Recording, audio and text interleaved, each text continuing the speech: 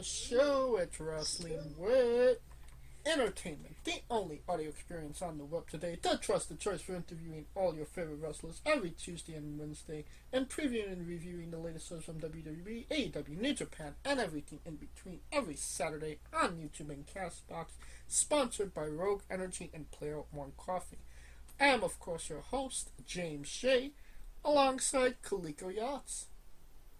Man, did you miss us? I feel like it's been so long. We got so much shit to get over, so fuck all the jokes. We got so much tea to get into. Damn the jokes right now. But we're definitely spilling the tea when it comes to our interviews. Last week on the show, we had Sean Martel on, the great nephew of Rick Martel. And on Wednesday, we had Dakota Duke returning for the first time in like 2 years, and Magnus Mobolt. So two incredible interviews with incredible individuals. Definitely go check those out if you haven't already in the archives. This upcoming Tuesday, we have Ramiro Espindino on the show, a referee from the Florida region. We talk about being mentored by Mike Chioda, some ref bumps, legitimately getting knocked out during a match, his relationship with XWXW, that was Sika's promotion, some random WWE pop-ups here and there, and a lot more. And then this upcoming Wednesday, we have Kason Kane, I should say. The Adrenaline Junkie, part of hashtag Trendy. We talk about his tag team partner, how they went from bitter enemies to now tag team partners. We talk about a match against Infamous. We talk about his love of horror movies. We talk about another name we haven't had on the show for quite some time, Mickey Fulp. And a hell of a lot more. Definitely a very fun and unique interview as well. Go check that out when they release this upcoming Tuesday and Wednesday. And then this upcoming Monday, yes, it's the ending of the month. So a bonus Monday interview. Missed it last month. Trying to get back on track this month. We have J.S.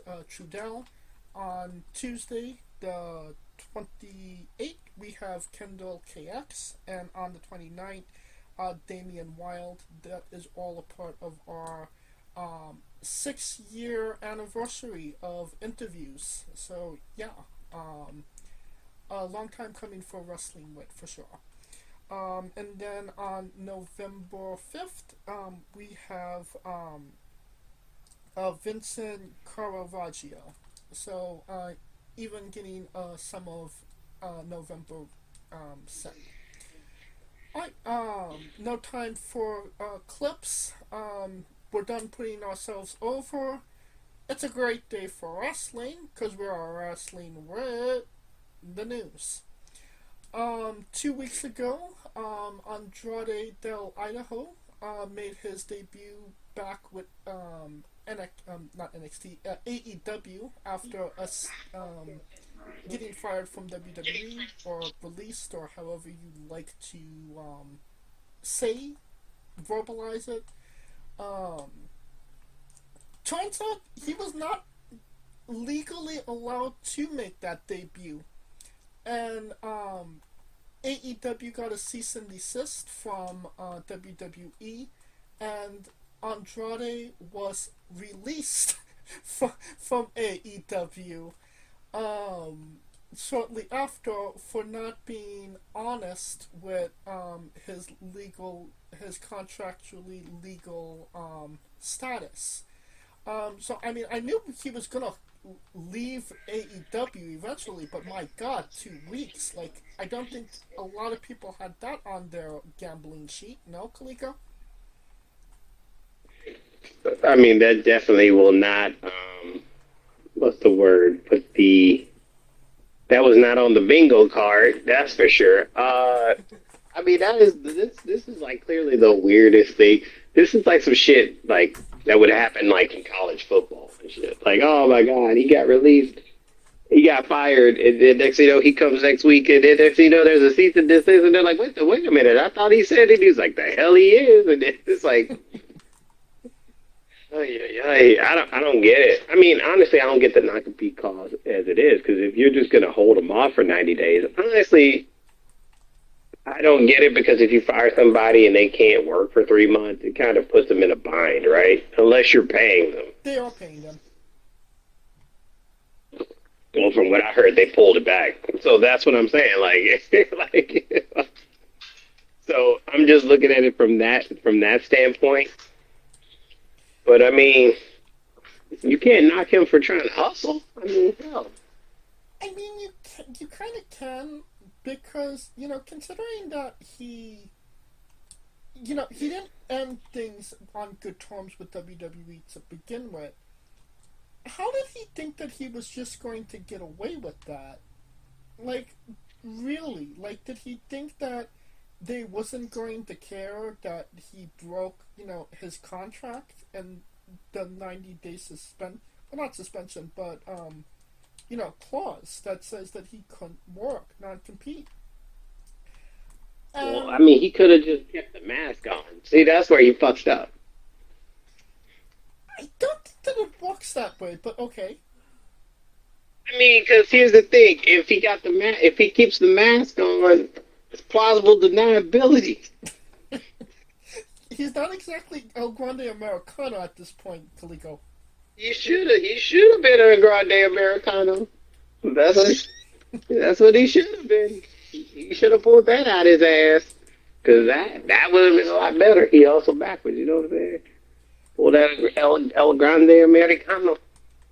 I mean, clearly he just does not give a fuck at this point. Why would he? I mean, I get it, because divorce from Charlotte and I'm sorry to get why Charlotte divorced him, honestly. Wow, now we on Charlotte's side after all these years of bachelors. I was always Team Charlotte, by the way. He cannot take direction. I mean, he can take direction. He just wants to do what the fuck he want to do. That's the difference.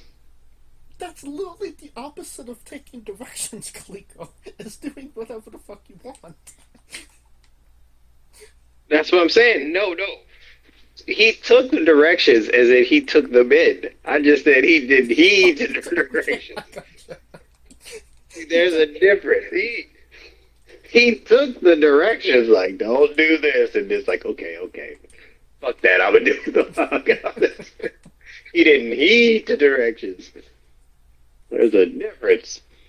And I mean, we could make fun of Andrade as much as we can, and obviously there's enough content at this point.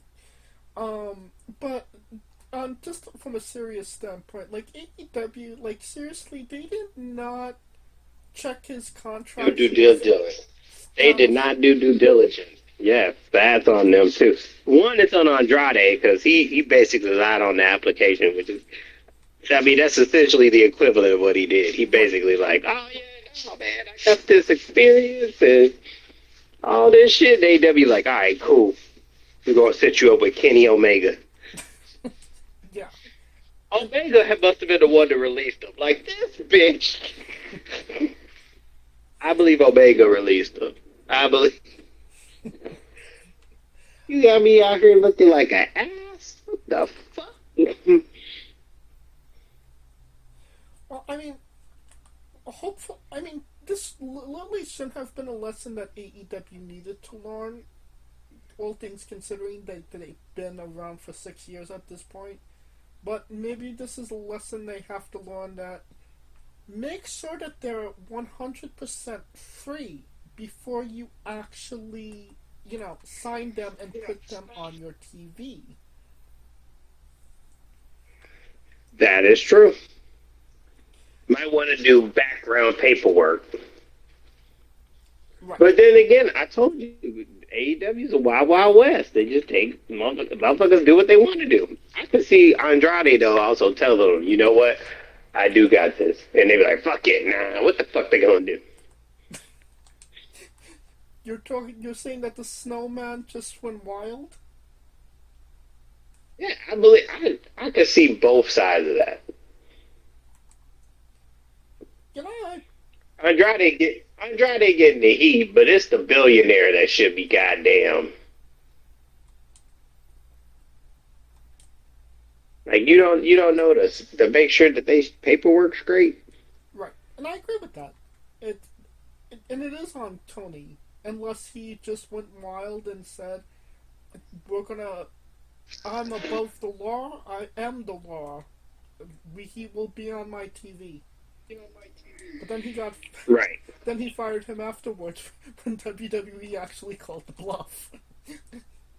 Exactly. Like, oh, you thought we were playing? Yeah. Um, Continuously bad news for AEW is that Kota Ibushi actually got injured. I believe he broke his femur. And they had to have a medical emergency surgery so it doesn't protrude through his skin. It was that bad.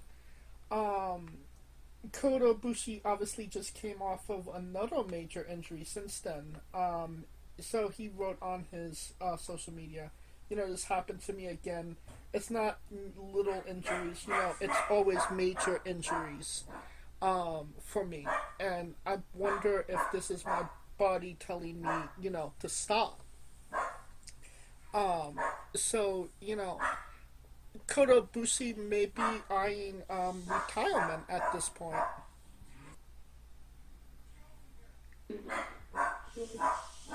I mean, yeah, he. Hold on one I mean, second. Okay, can yeah, I'm here. I mean, his body betrayed him. I mean, but New Japan, they always work it cats to the end. So I mean, but I don't think he's been right since what 20 what the Cruiserweight Classic. no, I would say the G1, um, with Okada, where he fucked up his shoulder. You remember that? Kaliko? Was that like the year he came back? That was Like his second stint or the first stint? that was 2021. I want to say. Oh, his second stint back. It was either 2021 or 2022. But I feel bad for him because obviously, he wants to wrestle. His body's just like you said, betraying him. Um, you know, if it is that case where he just needs to stop, I do wish him the best, and I hope he puts his health first. Um, but yeah, um, whatever he decides to do, I do hope that he does put his health first because obviously his body is betraying him at this point. A lot of Oh yeah. Oh yeah, that's what we're hoping. Number one is his health. Number two is wrestling. I mean, I get it. You want to, but at some point you're gonna have to listen to the body, man. Happened. It's happened to everybody. In his case, it just happened because there's just so much potential, and it just seems like it just caught him at the worst timing. I wouldn't say So potential, but there's definitely if he would have done maybe a lighter schedule or a lighter way of wrestling, maybe he wouldn't have gotten injured, and he was in a position to kind of put people over at this point. Um, he is a well-known name, I don't think that he had, like another title run in him. But, that's kind of, you know, obviously that's up to Tony Khan at this point. So, it did seem like he was kind of over the hill in his career, if that makes sense. Not saying like, he was old or anything, but he kind of peaked when it came to popularity and success.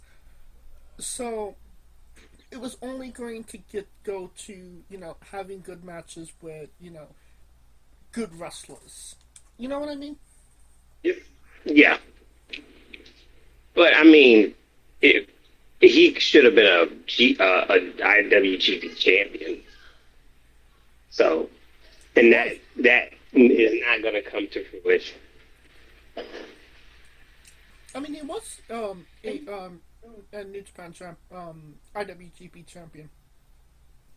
I'm talking, but it wasn't like he was supposed to be the person to replace Okada. He was supposed to be the bridge between Okada and the group that they got now. And he fucked up. He fucked up his shoulder, and he didn't. He never came back.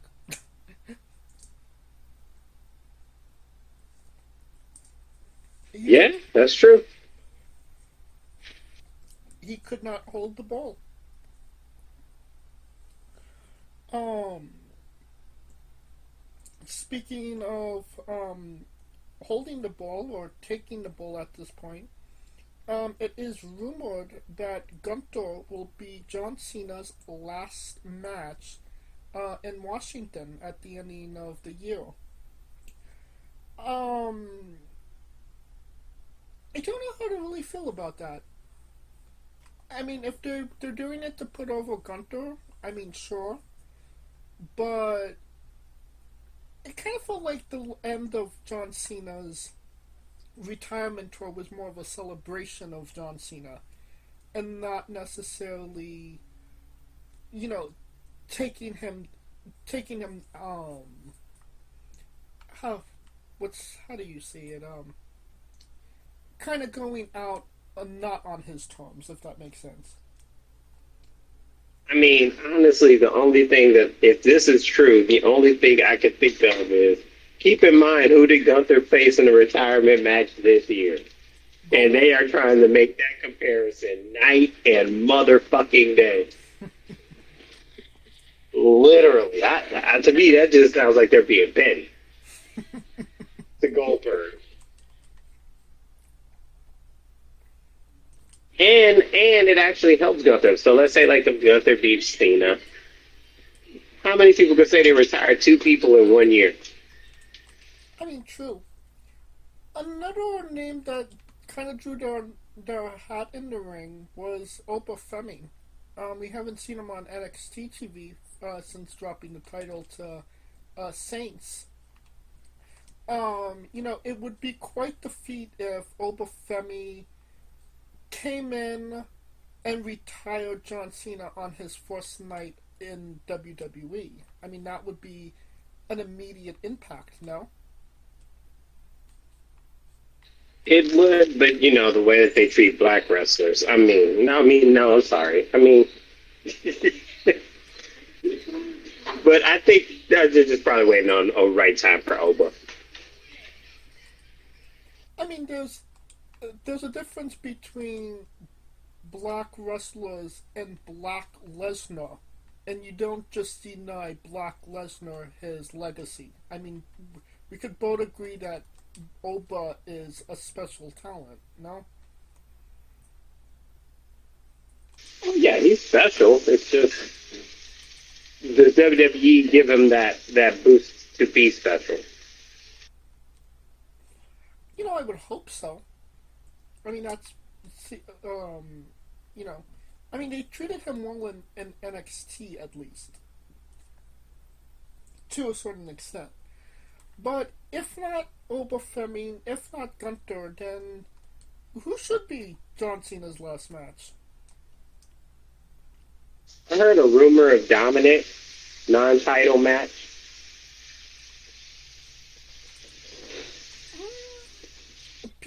still holding out hope that it might be Edge. Boy, they better stop. They better stop. That ain't happening. I would have said that there was maybe a possibility of that happening. It didn't seem like WWE and AEW were on that bad of terms currently, but since, the whole... Well, you see what happened on Andrade. Yeah, it would have been possible, but Andrade fucked it up for everybody.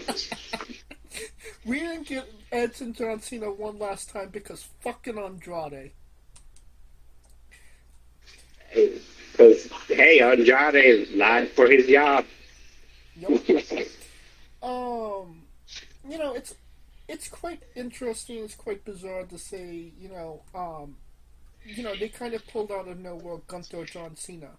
One might say that it might even be AI, which is actually something that WWE is trying to work on. They're looking to do AI-generated storylines. They've been testing the software or ChatGPT or whatever they're using. And as of right now, the stories that they got were not great. And that's putting it nicely. They said that they were really trash storylines. So they're kind of putting that on hold. Well, what are your thoughts and sentiments on WWE using AI to make new storylines? And why the hell they got all those writers? Like, makes no sense. Well, I mean, I would imagine that the thought is to fire those writers and just have the AI write everything. No, because the AI can't put it. I mean, AI will give you the script, but I mean, I don't know. When it comes to, there's a difference between writing the script, because writing a script and then ad-libbing the script. See, that's the other thing. AI will give you a script on the fly, but the problem is that the crowd can be so fickle to where it could change on the dime. Right. So, I mean, prime example, Dominic Mysterio is supposed to be booed. AI writes him a storyline for him to try to get booed, but everybody loves him, so he's getting cheered. So what the hell AI is going to do to offset that? Or to improv on that, on the fly? And does the AI know about kayfabe and working and shooting? True. These are all questions. I personally hate it. I am not a fan of AI in general. If it's for, specific things, but when it comes to media that we intake, TV, movies, music, things of that nature, I'm 100% against AI. One of the most human things we can do that we've ever done is tell stories and, create things. And when you leave that up to machines and you don't have that human touch, it's very evident. And that's kind of when we stop becoming human and we just become machines ourselves. So, again, personally, I hate AI. I don't want to see AI writing my WWE storylines. I don't want to see AI in media in general. Unfortunately, it seems like the route that we're going. Hopefully, we'll discover evil AIs that want to take over, and it'll shut down the whole process in itself. A la Terminator, but we shall see. As that's a whole other topic for probably a whole different podcast, if I'm being honest. I mean, but honestly, with these AIs, it's been crazy because the craziest thing that's been going on YouTube is that they're doing like AI with MLK and Malcolm X joining DX and NWO and Betty White taking that. Bro, they had Gary Coleman versus Mini Me from Austin Powers, bro. It's been Bob Ross versus Mr. Rogers. I was like, what the fuck? Yeah, I saw that one. Funny as shit. It's good for that stuff, but it ain't good for like The real stuff. the real stuff. Yeah.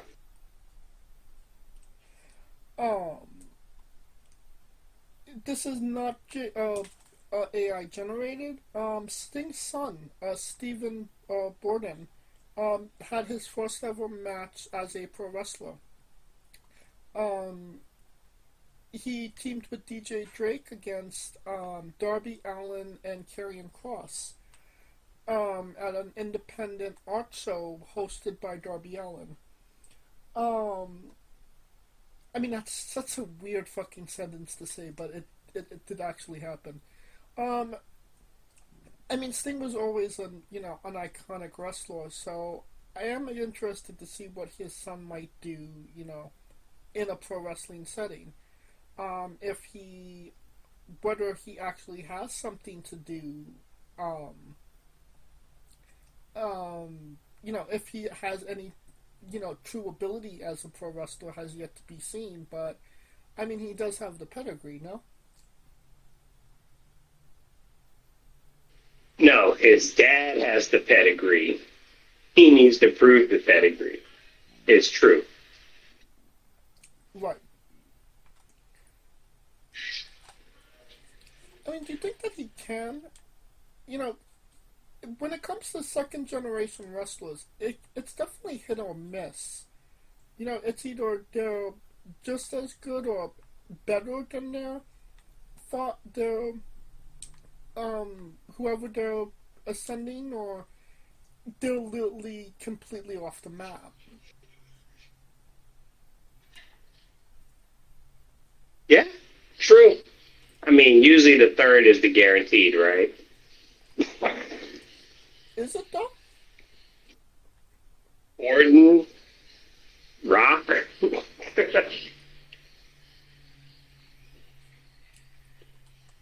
Um, I mean, I guess so. Well, I mean, usually again, because he's DiBiase. See, second generation DiBiase. true. Who else? Who else?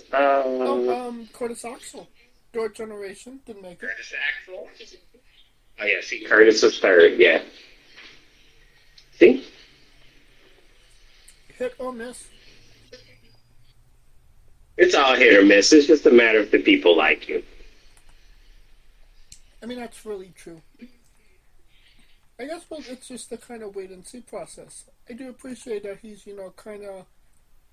I don't want to say going through the independence, but I mean, he didn't make his debut on like AEW TV, which, he absolutely could have.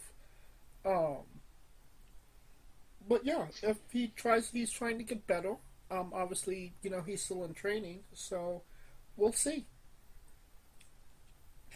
Um, something that is that's definitely wait and see is Chris Jericho.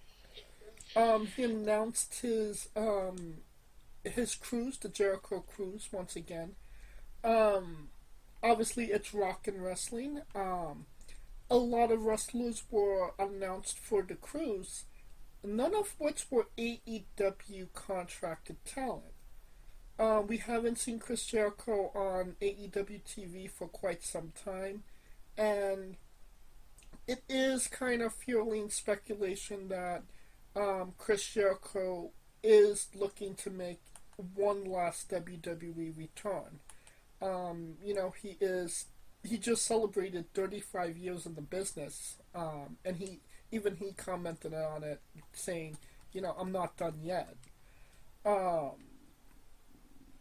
so I mean, he doesn't have aspirations to retire right now. So And again, there was no AEW talent on that cruise, so it just kind of makes you think: is this very likely a sign that he's going back to WWE? What say you, Kaliko? I mean, it could be.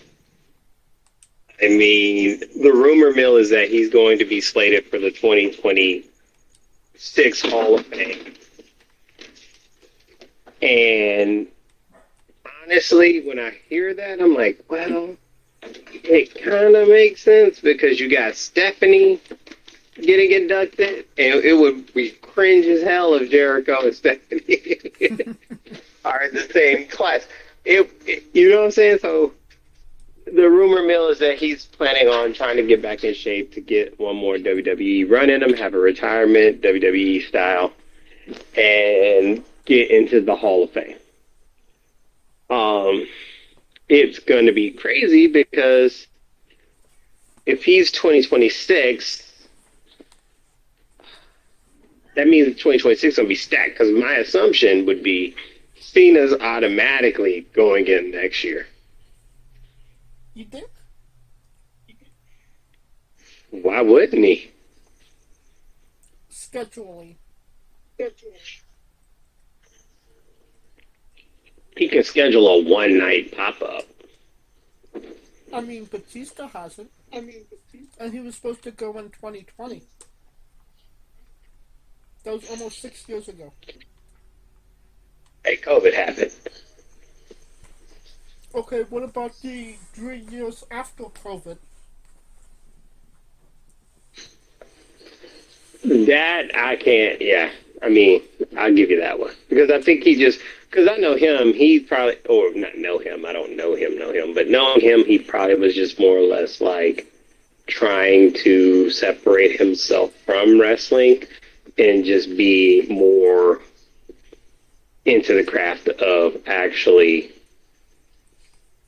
of acting. So, which is weird. But then again, the people booed him, so it ain't like they were like wanting him back anytime soon. I don't think. I think that WWE would take him back if if there was signs that he could come back. Um, but He lost too much weight to come back. Shit. well, not. I mean, not in a wrestling capacity to make an appearance. I mean, do the entrance, do the explodey. I walk alone. Say hi to the crowd. Insult the heel and go home. I don't think anybody would be mad at that, honestly. It's just a happy to see him True, pop. but true, and I also think he's a person who's a person on principle and probably wouldn't even go back, considering the fact that due to his political views, he cannot see himself being aligned with somebody, having to be aligned with people like The Undertaker. I could totally see that happening. Um, I don't Because know he's because spoken about it. He's spoken about his political affiliations before. right. So that's for the only reason I say that. I mean, maybe, but I mean, then you have a guy like CM Punk that's actively in WWE right now, and he's obviously not does not share the political views of the company he's a part of, and he's still But CM Punk also doing it for the money, nigga. Batista, but Batista is not. He's not really worried about money like that or fame. I mean, true. I mean, not saying that Punk is that way, but you could make the argument that Batista's more dug in than Punk.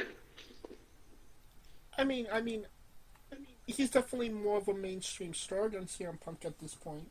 Considering Guardians of the Galaxy, um, the And Avengers. he was supposed to have been the original Peacemaker. Right. So I mean, he has, and he's done like his catalog of movies that he's done has just been incredible. Like, He's That's what I said. He takes it serious. He's the dude that he'll do those like BC movie roles just to get the experience because he loves the process of acting. I mean, at this point, he's the only wrestler to be in an Academy Award winning movie. So, I mean, it paid off. Yeah. See? So I mean, For anybody that's wondering, it was The Boy and the Heron, which was an animated movie that won last year, I believe. Um, but yeah, Chris Jericho. Um, I think we're getting one final run out of him. Um, it is going which to is be. weird because it would have been weird because it would have been cool for him and Cena. I mean, it could still happen. Supposedly his contract with AEW runs out in December, so the possibility of him actually making it for that last match is not out of the realm of possibilities. We'll see. We'll see. Everybody said, but everybody wants Edge, so it don't even matter. Well, we're definitely not getting Edge at this point, Yeah, unfortunately. y'all motherfuckers want Edge. All I say to that is fuck Andrade. Yeah, Andrade fucked it up for Yeah. everybody. Sorry, Andrade. I love you, man, but damn. Somebody we won't be seeing on John Cena's retirement tour is a one Jacob Fatu. He got injured. Supposedly a non-wrestling injury. Last night on SmackDown, he was supposed to fight Drew McIntyre for a number one contendership. He didn't make it to the match. They wrote him. They basically wrote him off TV.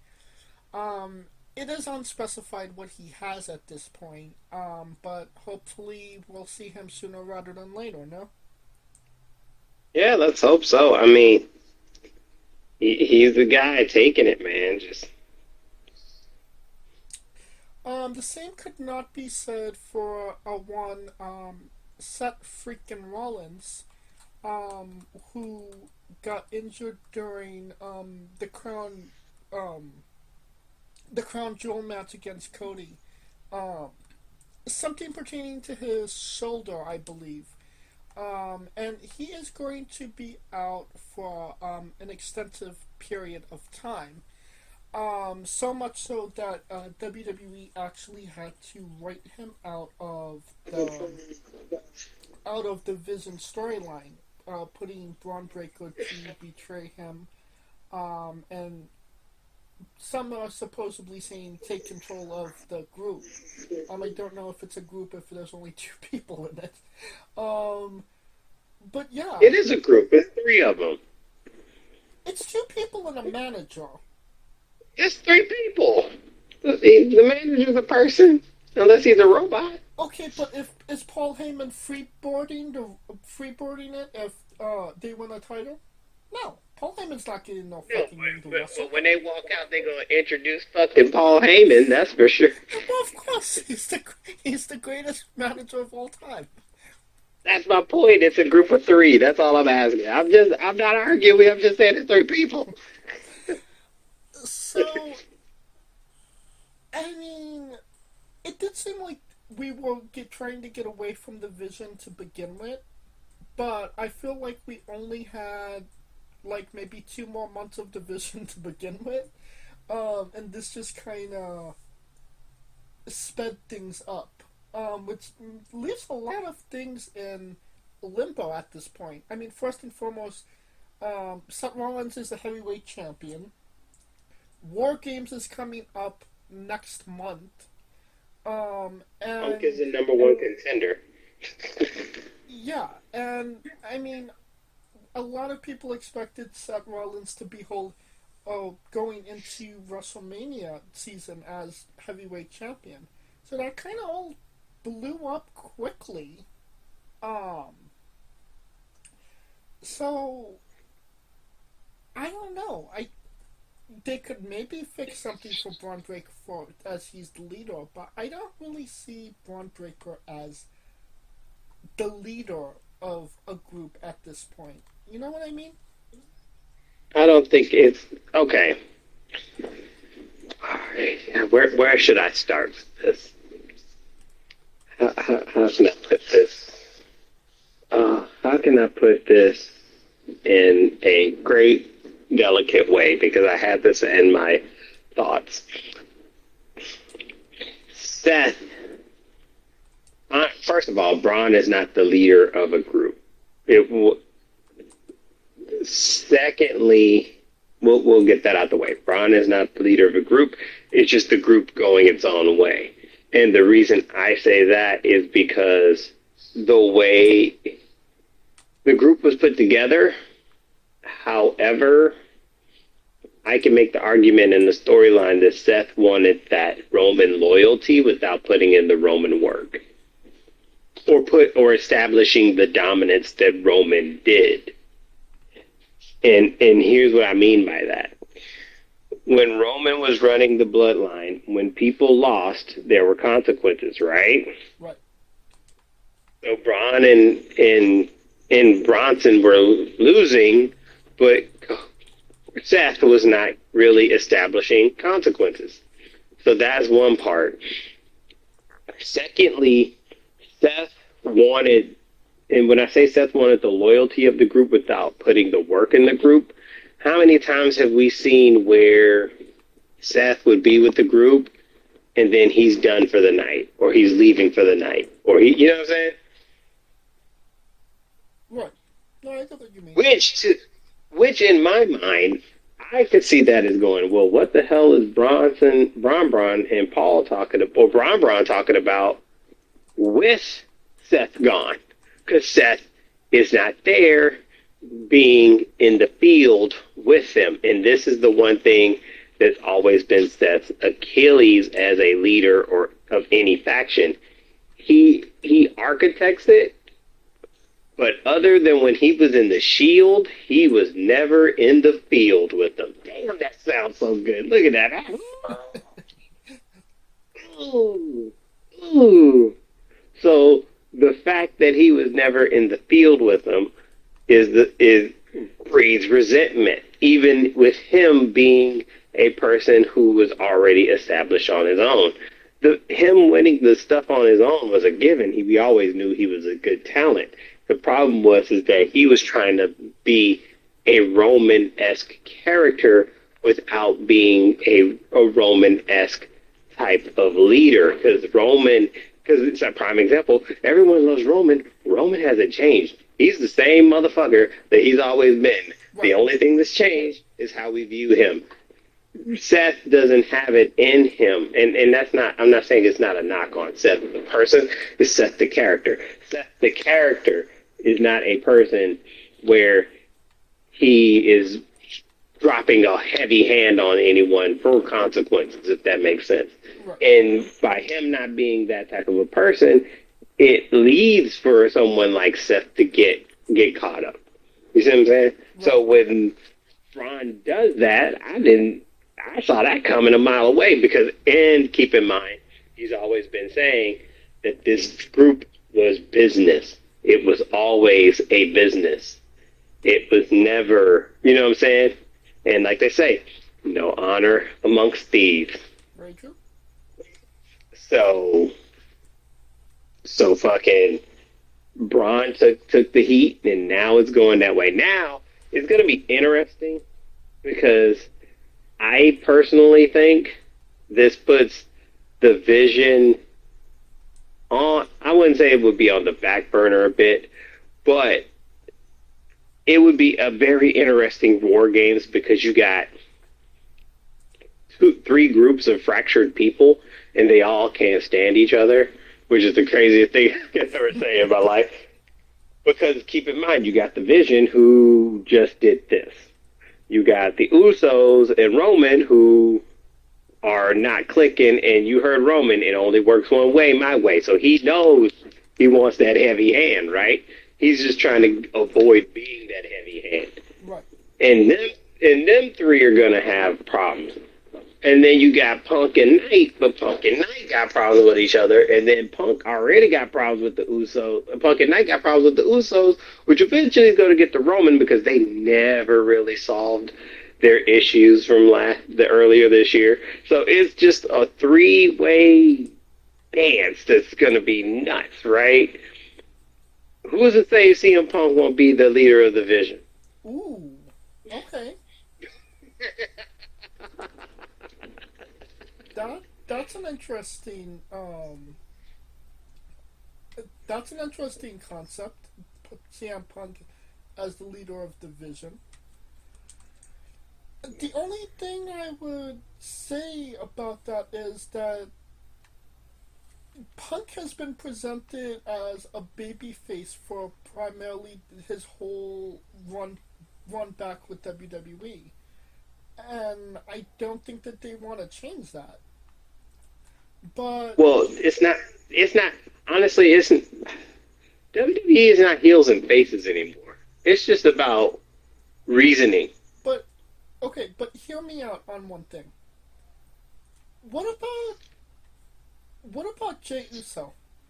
He's been struggling with being, as they call him, mini Roman Reigns. And, Paul Heyman has that connection with, Jey. So, everybody's shitting on him for being this mini Roman Reigns, and Paul Heyman could be like, well, why don't you prove them wrong? Become the leader of the Vision. Don't become the new Roman Reigns, but become the first Jey Uso, and show your vision of being a leader. And then you immediately have conflict between Roman and Jey. And you have some, not just for the heavyweight championship, but the Ula Fala as well. Because that story is not going anywhere anytime soon. Because he had the opportunity to wrestle for the Ula Fala, and he failed. Partially due to, his brother Jimmy. Who is the wisest man of them all right now? Because he stayed the fuck out of it. Well, no, because he sees that power corrupts. Power just corrupts corruptly. It's just and that's the thing too, because now it's the story with Jey and Roman is that Roman sees Jey got that taste, and it tasted sweet. It was like mead. It was this mead, and now he's got to get more, and he wants it more. When you get a taste of it and then it's gone, oh man, it's tough. And everyone's gonna rag on Jimmy, because Jimmy is like, you never got there. But maybe it was smarter for Jimmy to never get there because he's seeing how everyone else is acting when they get there. Right. Honestly, it's just the. I mean, he saw. It's kind of like Beowulf in this. Kind of like the story of Beowulf. I mean, he saw it in Naomi's eyes when she won the heavyweight championship, and he put a stop to that the only way that Big Jim knew how to. No, Jim, man, you fucked that up. Fuck that. Quite loudly. Jim, yeah, literally and figuratively, you fucked. But honestly, congrats, but goddamn, you fucked that up. Honestly, the Vision was not good WWE TV. It was the Bloodline light, if I'm being honest. It was not. It was never meant to be Bloodline. The whole point of the Vision was to be. The point of the Vision was because I don't see Roman Seth as a, how can I put it, what's a powerful villain? I saw him more as a Joker / Riddler than a Doomsday, if that makes sense, or Thanos. Like Roman is like Thanos, and Seth is more like Joker Riddler, where he's just playing these mind games and keeping everyone in a ball of confusion, if that makes sense. So his reign was never meant to be like it wasn't meant to be this heavy hand dominant. It was just a rule by the fact that everyone is so busy trying to get to him that they're getting in each other's way to get to him, which gives him the opening to fuck with everyone even more, if that makes sense. And it does. But what I was trying to, relay was that it just seemed like it was, like, obviously it was never going to be the Bloodline for obvious reasons. But it was just Bloodline light, try guy on top of a faction that was trying to be uber dominant, in that regard. But and honestly, it was boring. It wasn't. It was uninteresting because again, it was light, and it didn't make me want to watch. And clearly, a lot of people agreed with me because, we didn't get. They had maybe the lowest ratings of all time. Well, not of all time, but since they've made their debut on Netflix, they had like their lowest ratings with the Vision on top. So now, Roman Seth is injured. I'm sorry that he got injured. I hope him the best. But him getting injured, it spices things up. Everything is kind of up in the air now. We don't know what's going to happen next. It could see him. But that's the best part. It's the best part. Right. And I mean, it's terrible to say. He got injured in that, and it makes things interesting. But it's the truth, honestly. Oh. Well, wrestling has always been. I don't blame Seth for the lowest rate because I already knew when they signed that deal with ESPN, they were going to be second fiddle because they pushed their time up an hour because of the fact that Monday Night Football is now doing double headers on Monday. You see what I'm saying? So, prime example, last week, or this past Monday, which one would you rather watch?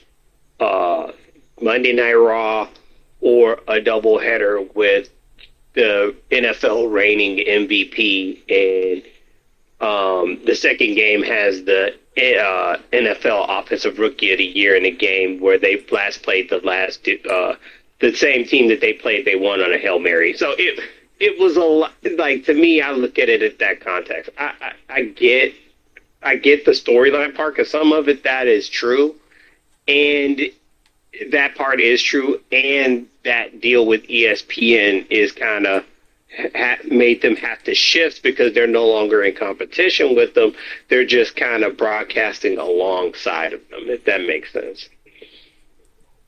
No, I get what you mean. No. So your point is totally 100% valid because, I mean, the Vision storyline was never got a chance to really cook because it didn't even. It was just hitting the stride with them having the belt and trying to establish like who they are and is Seth going to be the guy? Is Breaker still trying to be the second dude? What's going on with Bronson? So I get it. They were just trying to hit that stride. You know what I'm saying? And then the scare with the knee injury / where it could have, and that's why I knew it wasn't a knee injury. They announced that shit too quick. Anyway, and see, I swear. But then again, who's to say that this ain't a work? So I mean, that's the other thing too. They pulled this shit out of their ass before, so who's to say it won't happen again? I hope it's that case, but it seems more likely it's going to be the legit surgery. But I mean, they just never got a chance to show who they were. But then again, the group in itself didn't start getting cohesive as a unit until they got the belt and then the crown jewel and constantly getting over on Punk and getting Roman to getting like pissed off at his cousins who are pissed off at Knight, and Knight's pissed off at them, and he's also pissed off at Punk because they're all, you see what I'm saying? That Fatal 4-Way was really the genesis of the storyline. Right. To me, the Fatal 4-Way in Paris was the genesis of the whole storyline because everyone has a reason to get to Seth, but they're too busy in each other's way to get to Seth. And Seth is just running around picking and prodding everybody. And that's what I thought it was going to be. And that would have been a good way because it's like he's just basically, hey, you need to do this with this and this with this. And you know what I'm saying? More of an instigating, Right. more of an instigator. And, so I saw it. I just wish it would have ran its course, of course. Well, as of right now, it did run its course. Something else that ran its course was WWE LFG. 2 weeks ago, they had their season finale. Danny Sakelski and Shiloh Hill are your two winners of LFG season 2. I'll say this: season 2 wasn't nearly as good as season 1. Season 1 really, flushed everything out. Well, season 2 was a little bit more generic, and the fact that there was clearly, influence between Undertaker and Michelle McCool for Michelle McCool to win. It was so blatantly obvious. Even Booker T and Bubba Ray were rolling their eyes. So I didn't necessarily. I felt like there was a lot of unnecessary drama. Like LFG just kind of became a scripted show in itself.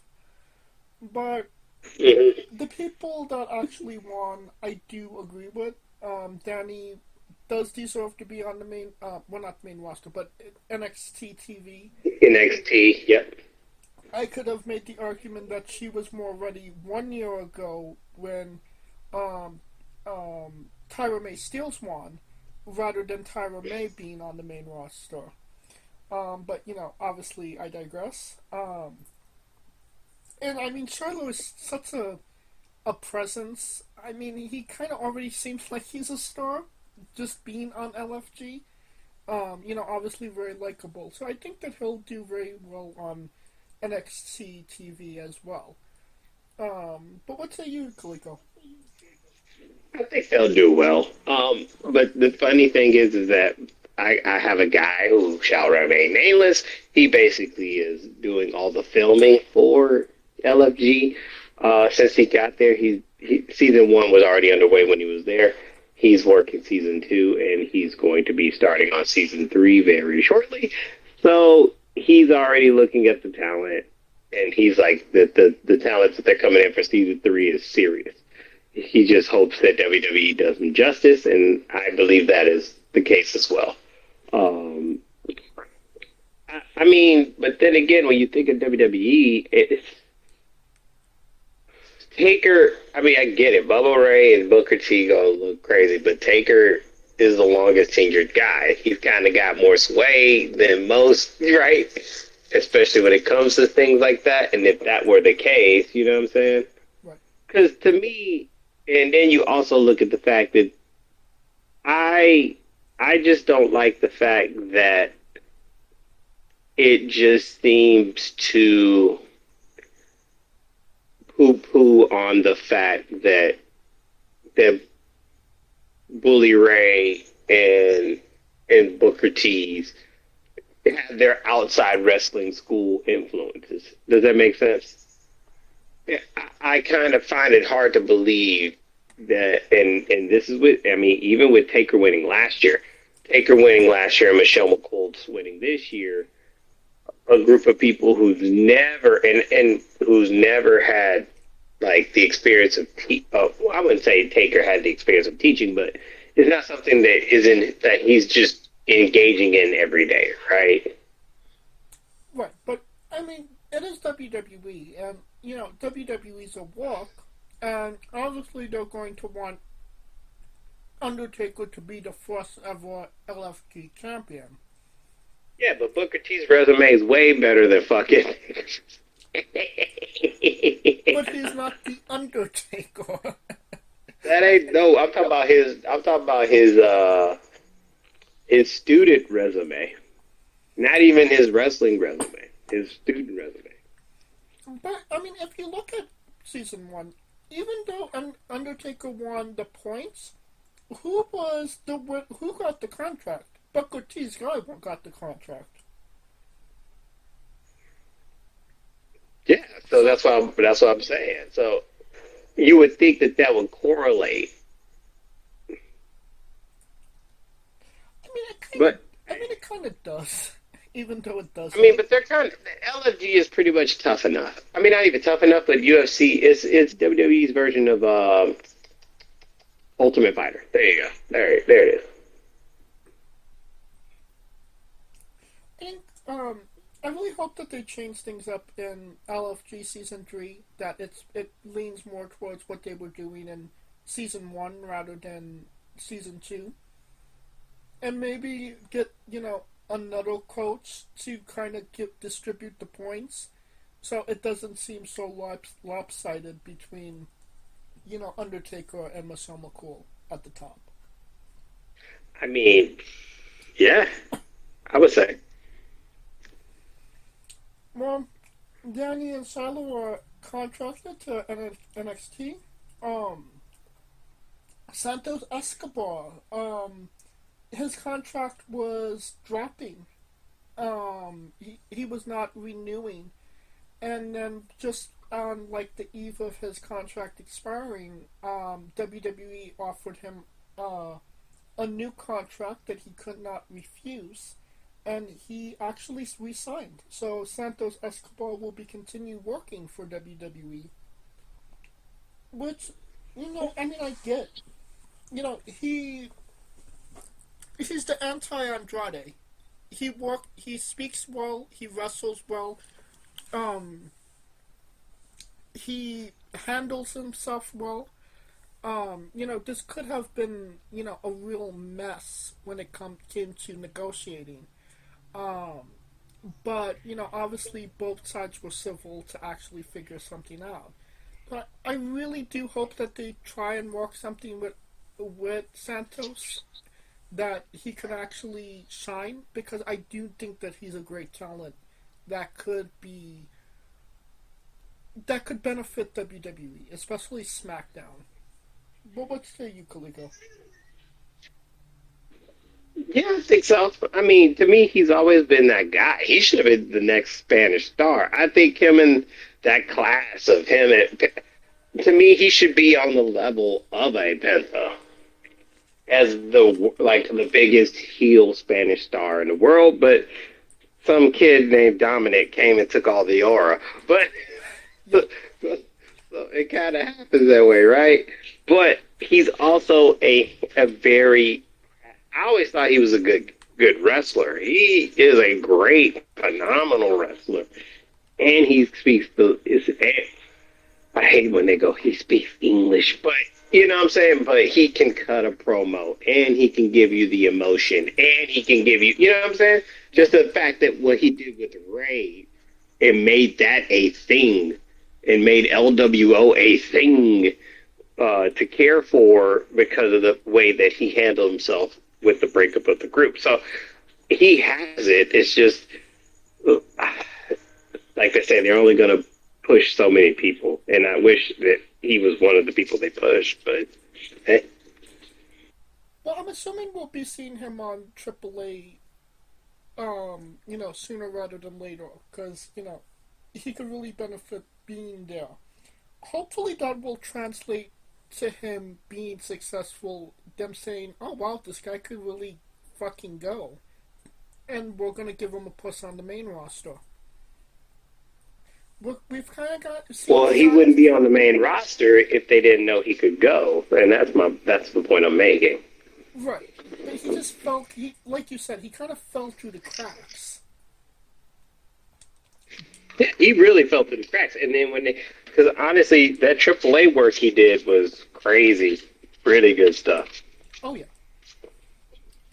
And you could have made the case that he could have been the mega champion. You I easily still, could make the case. he still could be. You know, Adam's not going to hold it forever, so he might be on the bracket sooner rather than later. Yeah, let's hope so. But I still think he should be highlighted on the main roster.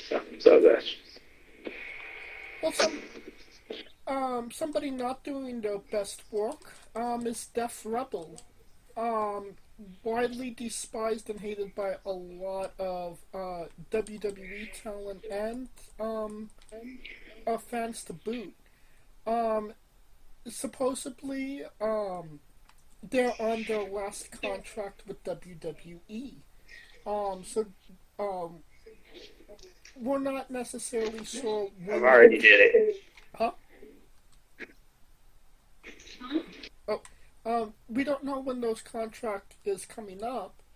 But um, they are on their last contract, so it is giving people some hope that we will not be seeing Def Rebel music on WWE TV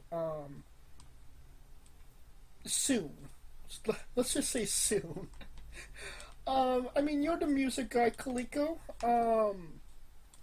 How do you feel about WWE and Def Rebels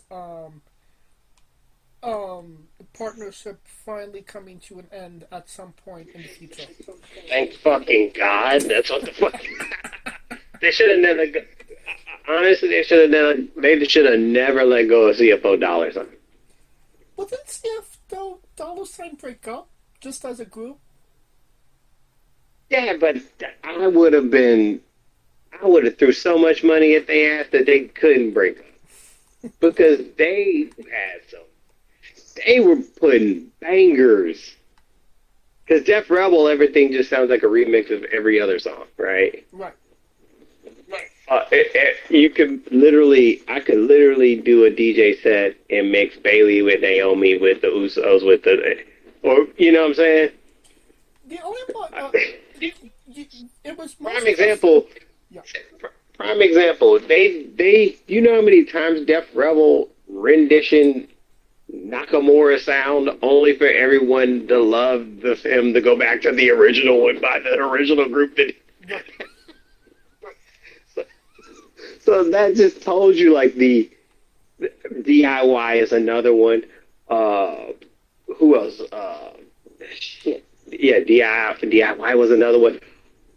Honestly, I wish they brought back Asuka shit. Bianca shit is still there. Who else is still there? That still got their music from them. There's so many people who kept the music because it was that fucking good. Like 2016,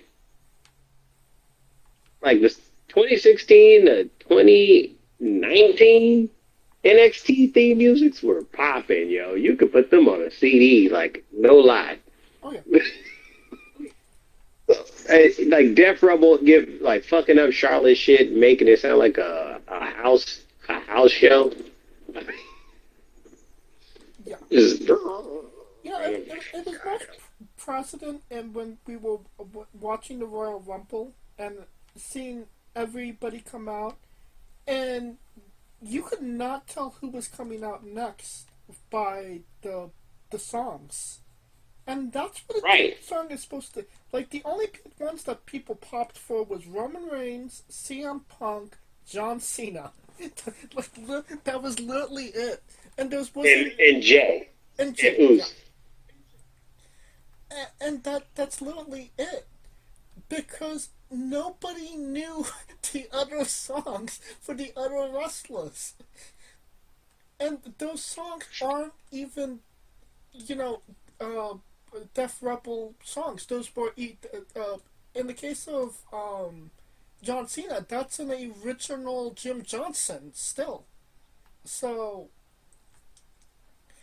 I mean, but it's also his rap song, so I give him that. He did not know the trademark. White guy. Did not see that. I thought it was a black dude. Whole time I thought it was a black dude. But nevertheless, I know he's happy as shit, because that's one song that's got him paid for life. Anyway. Well,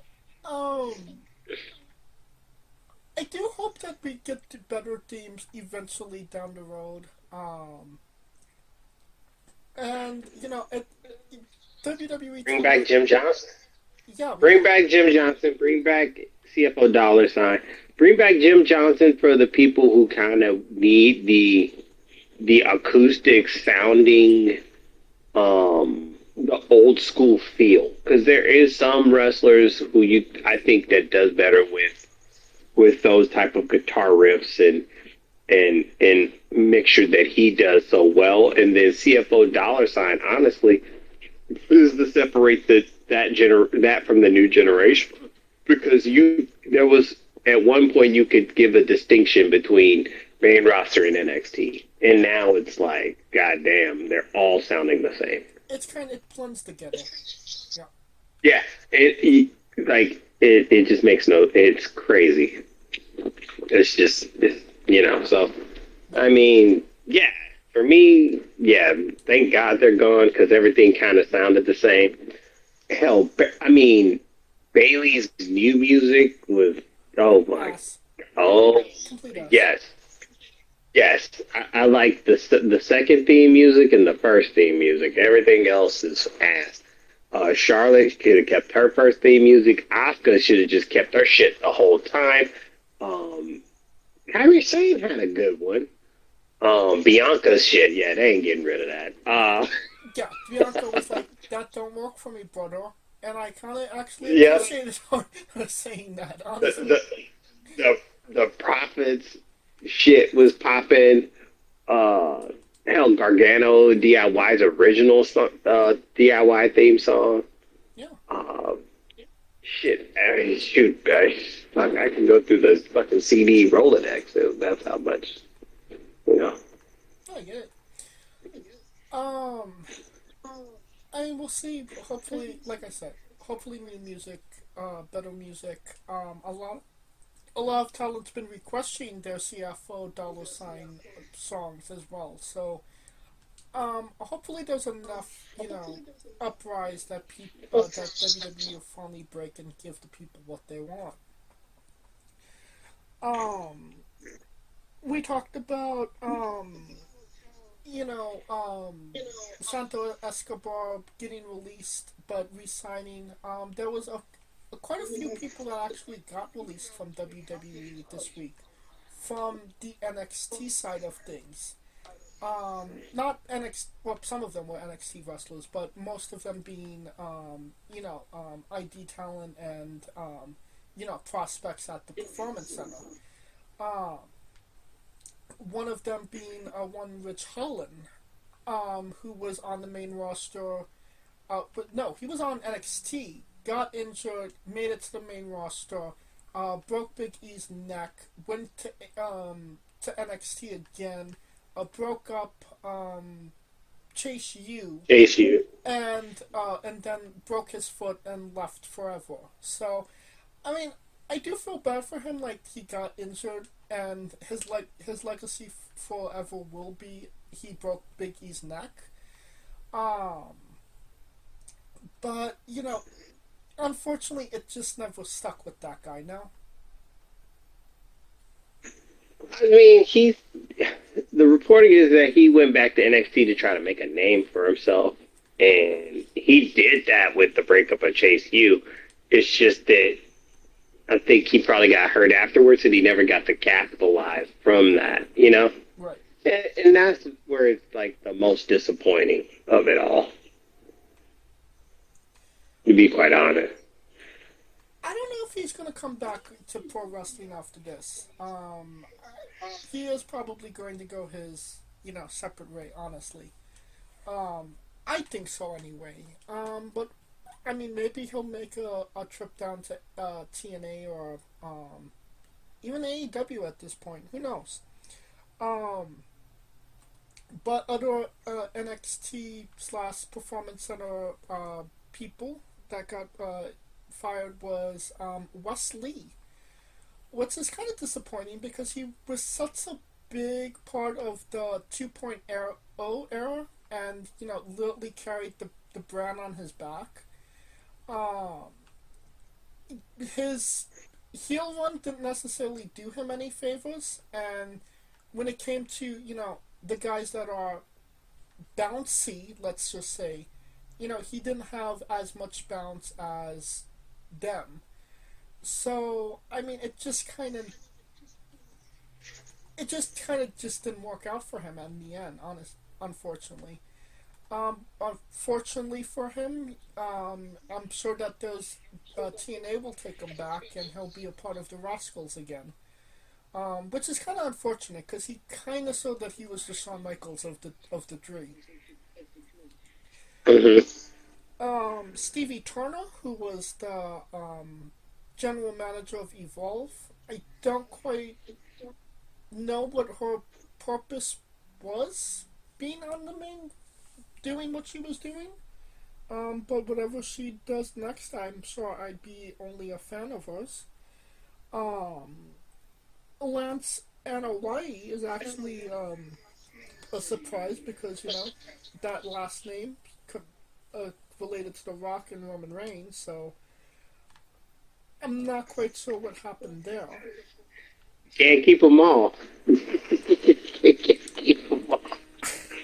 I mean, they've done a pretty good job of keeping them all so far. I mean, they can try. That don't mean that they'll be successful. Oh, well, they, they're not keeping Lance, unfortunately. Um, Jim Talla, don't know who that is. Uh, Draco Knox.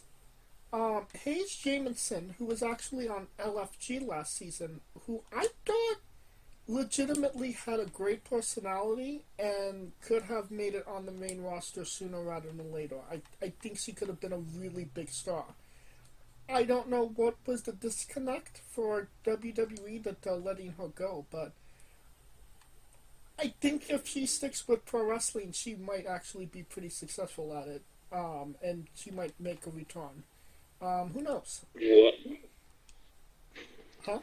well, like I told you, a lot of these releases sometimes is not, or as we were talking before the pre-show, a lot of these releases are not just for like money reasons. So, Right. No, and these weren't budget cuts. These were we don't see anything in you cuts.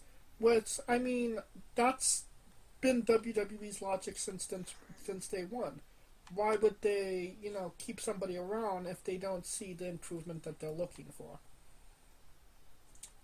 Um, Summer Sorrell was the next one. I mean, she seemed like a nice girl on LFG, but I mean, with time she could have been something, but I obviously WWE just didn't have the time, unfortunately for her. BJ Ray, who was a big presence on LFG. Um, yeah, I mean, I get it.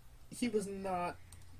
He was not good, and it didn't seem like his attitude didn't dictate the way that his ability. So I mean, you could be an asshole and be actually good in the ring, and people will tolerate it. But he wasn't even good in the ring, and he wasn't even anything in pro wrestling, and he had that attitude. So what would it have been if he actually got there? You know what I mean? right. Yeah, I mean, I mean, honestly, this seems like it's just off to make the that next crop. They got a next group coming, so Yeah. Um, and Jamar Hampton was the last. So you know, we were talking about before we got online. Season 3 of LFG is already kind of taking is underway now. Kaliko. yeah, it's underway. So right now, it's underway recording. Uh, from what I've been told, this next group is going to be something serious. So we'll see how WWE deals with it, and they wouldn't make that many cuts if they didn't think that this group coming in had loads of potential, right? right. And obviously they're looking for that potential. Um, unfortunately, when it comes to these, the college wrestlers or they're getting them from the, college uh, side of things, there's not necessarily that passion for pro wrestling.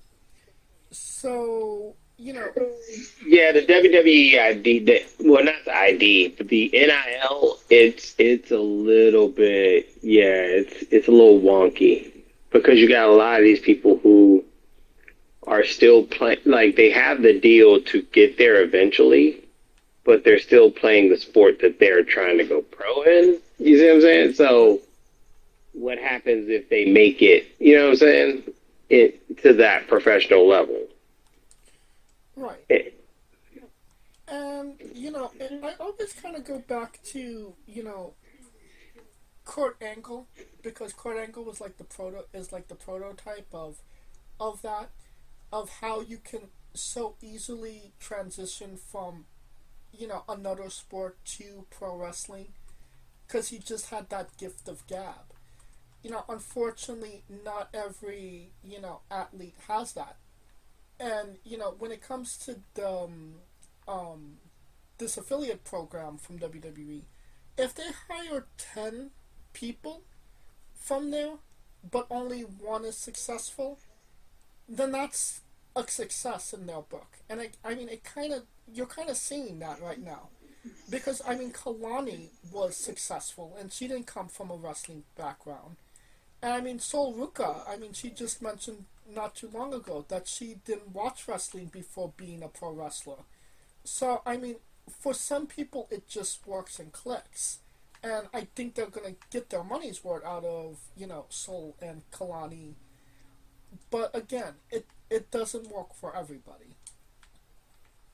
well, for to give Kalani credit in her interviews, she's always been an avid wrestling watcher and a fan.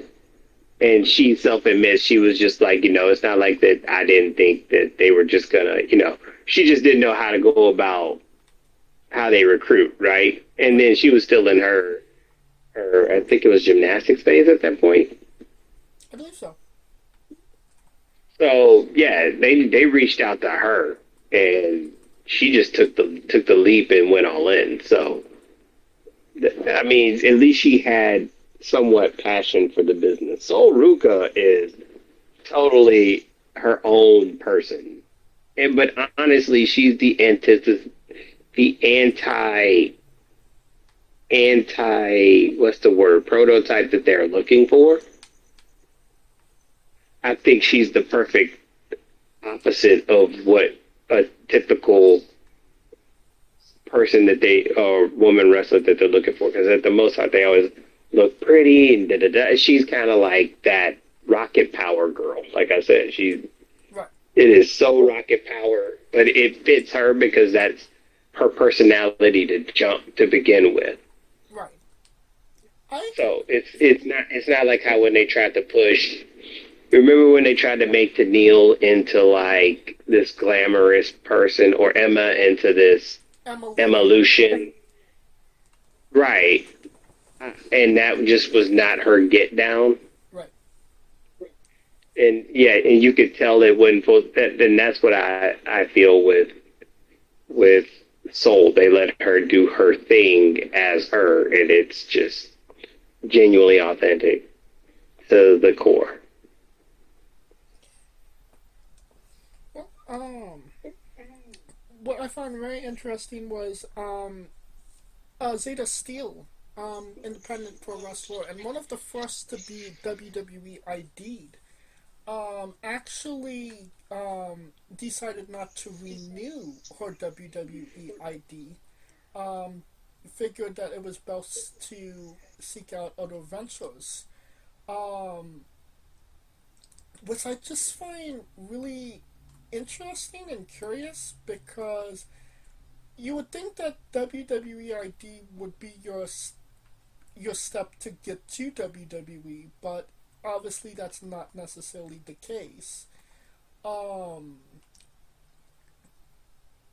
I don't know what her reasoning was for it, but she felt it wasn't the best thing to renew. So I mean, it kind of just kind of proves that just because you're ID'd doesn't mean that you're you're going to make it to the big show. You know what I mean?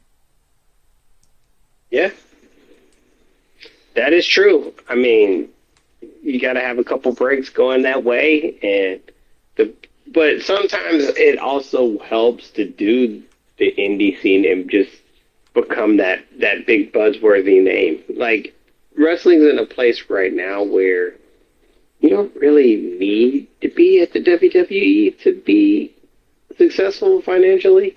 Yeah, to make money. So I mean, yeah. So I mean, it's not the end all be all that it probably was 20 years ago, hell, even 10 years ago. Right. I mean, obviously, if she's making the money that she wants to, where she is, then good on her. It's not everybody's desire to be in WWE as well, as weird as that sounds. But it is true. Um, on the opposite end of that, Kaylee Ray, they decided not to renew her contract after she announced that she was pregnant. Your first WWE ID champion, no longer ID'd, just pregnant and not walking. Yeah, that doesn't look necessarily look the best for WWE if I'm being completely honest. Well, everybody getting pregnant or just Fi- Firing a pregnant lady. no? I mean, they didn't fire her. They're like, yeah, your contract coming up. We're good. And I mean, that's not. Isn't that kind of terrible? Is it?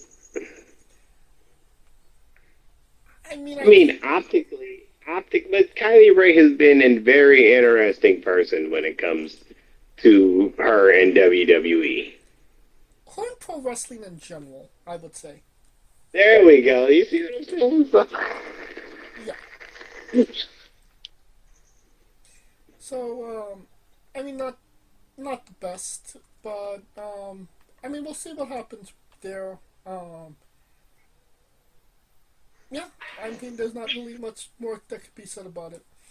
Um, and our last bit of news, Bret Hart pulled out of a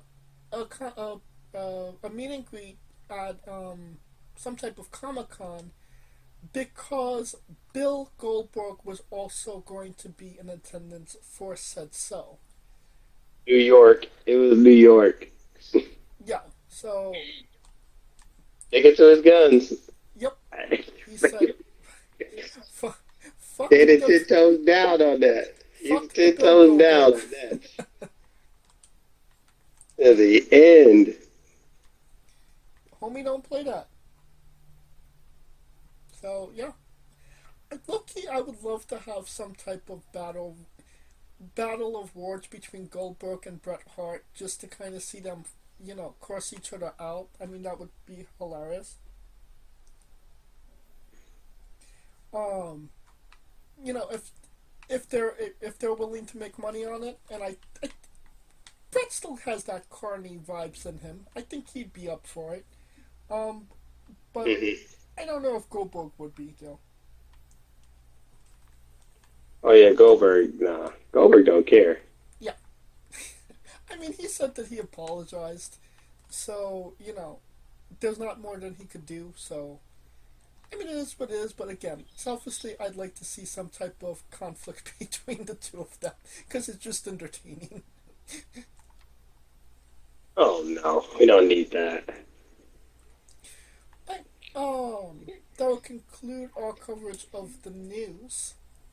And now a quick word from our sponsors. So, Rogue Energy, the only gaming drink company in the world with 4 unique product lines to suit your task at hand, whether it be juices, shakes, smoothies, and everything else in between. Their low-calorie, no-sugar energy formula is the perfect alternative to sugar-filled canned energy drinks and sodas. Their extreme formula provides the most energy, focus, and sports performance possible. Their hydration line offers focus, ingredients without the added caffeine. Drink it anytime you're thirsty. And their shake formula is so delicious. Who doesn't love a cookies and cream, 0-calorie energy milkshake? First and foremost, they've designed every Rogue product line with performance and effectiveness in mind. It is critical that you look at the nutrition panels of drinks when comparing options. There are countless off brands out there that are presenting low quality, poorly dosed formulas that amount to expensive caffeine water. Every formula they produce is designed with optimal levels of high quality ingredients. Additionally, you won't find a powdered gaming drink brand that dissolves better. No need to have chalky textures in your drink. Their taste profiles are unmatched, specifically designed for gamers, athletes, students, entrepreneurs, people with hectic schedules, individuals with low energy, podcasters who can't shut up, people who are health conscious, and so much more. Great as both a pre-workout and as a coffee energy drink replacement. Specifically designed every Rogue product line to be the best gaming drink on the planet. Rogue Energy, more focus, more wins.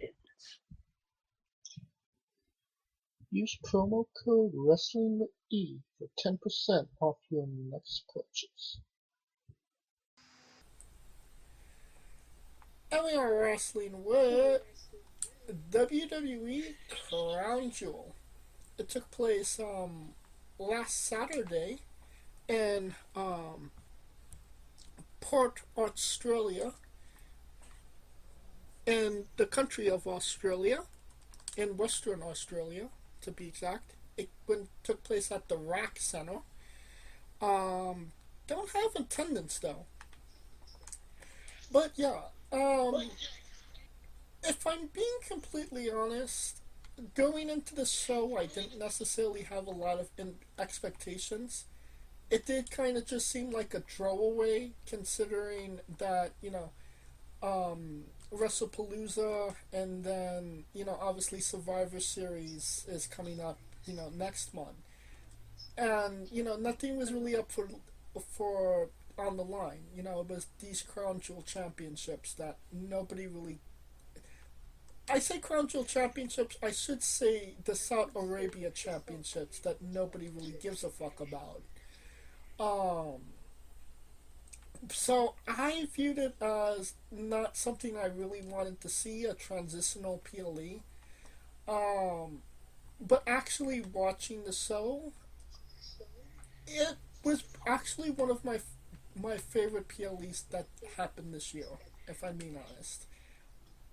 There was a lot of great shit on this show, a lot of good wrestling, good storytelling as well, and a couple of unexpected moments as well. So honestly, everything really clicked and worked for me when it came to this 5-match card. What say you, Kaliko? I mean, yeah. I mean, like I said, I mean, people can hate the fact that they don't, through Raw to SmackDown, they may not click, but when these PLEs hit, they like on it. They on it because it gives them time to breathe, right? And to do their thing. So, yeah, I mean, some of the things that were there, obviously the Crown Jewel Championship matches were rather inconsequential, but the other 3 matches that had the stories in them actually mattered, right? And it showed that it mattered. Right. So, and they all did exactly what they were supposed to do. Let's get into it. We had Bronson Reed defeating Roman Reigns in an Australian street fight in 21 minutes. Perfect. I mean, when I first kind of saw this match, first and foremost, I just sped up the Roman's entrance because Roman Reigns, like I was fucking sick of that, that song. Are you really doing that? Yeah, I'm fucking over that. So like no. Yeah, I can't get enough between them and Dirty Dom and Cody Rhodes. and Cody Rhodes. I think those are the three that get it. Yeah, like, and I didn't want to sit there for 10 minutes listening to Roman Reigns. Like, yeah. So sped that part up, got to the match. Match worked. I, I felt like it was just kind of get Roman Reigns on the card, let the people see him type match, but it kind of evolved into so much more, which I wasn't necessarily expecting. I will say that I'm upset that it was an Australian street fight and they didn't really use a lot of Australian things. Like, nobody drew a koala bear at somebody. Kangaroos were not present. There was not a barbecue pit with shrimp on it. Um, so in that regard, I was a bit disappointed, but everything else worked. I was pleasantly surprised that Bronson Reed won. And low key, I'm really happy that Bronson got that pin on Roman Reigns because he does deserve it. I mean, he's been working really hard, and it does seem like he was kind of the unappreciated member of the division. So seeing him getting a bit of comeuppance against Roman was great. Seeing how Roman lost the match was excellent. Obviously causing that friction between him and Jay. So honestly, this just worked perfectly, beautifully. But a lot of Roman Reigns' matches are story heavy, and it just works perfectly. Kalika? I mean, you kind of knew. Well, I guess I knew Bronson was going to win because even though he lost in Paris, he lost the battle, but he won the war. He was the one walking out. So it's like, yeah. So that kind of it. If anything, it just built upon that part. If that makes sense. And the fact that Jay was overdoing it even made it even crazier because keep in mind if you tie those two matches together, Roman won, but the tsunamis got to him. Jay tried to save him, and Jay saw Roman leave on a stretcher that night.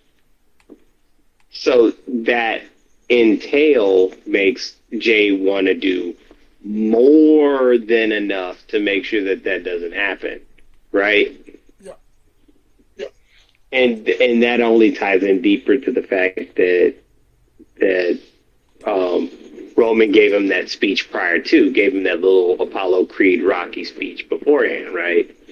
So that's all is incumbent in coming into this match.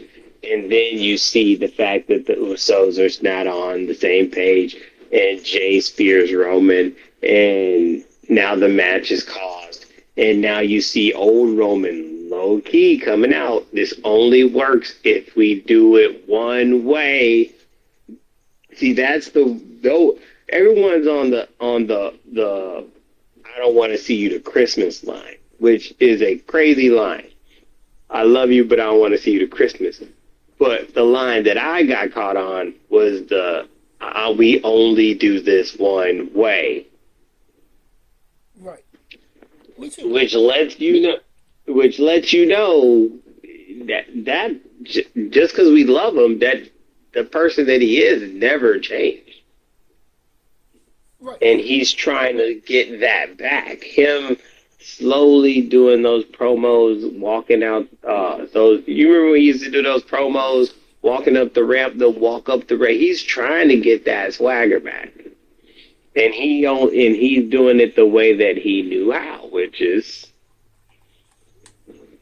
smash him, pin him, do whatever.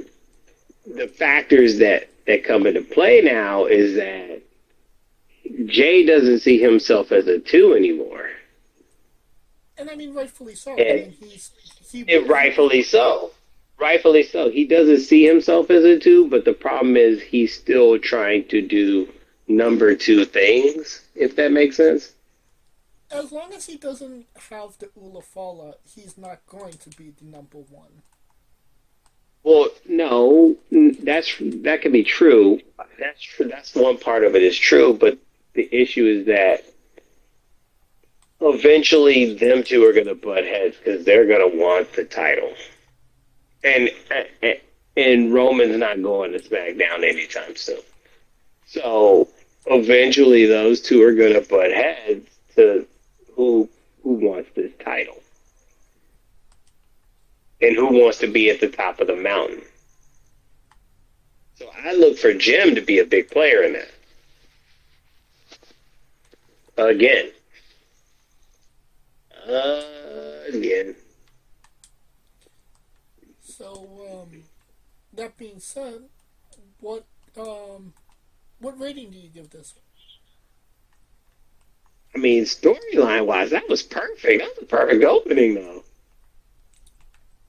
I To mean, get people hooked in on to get people hooked on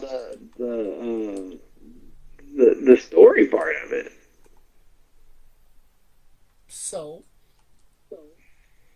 I mean, five. To me, it was a five.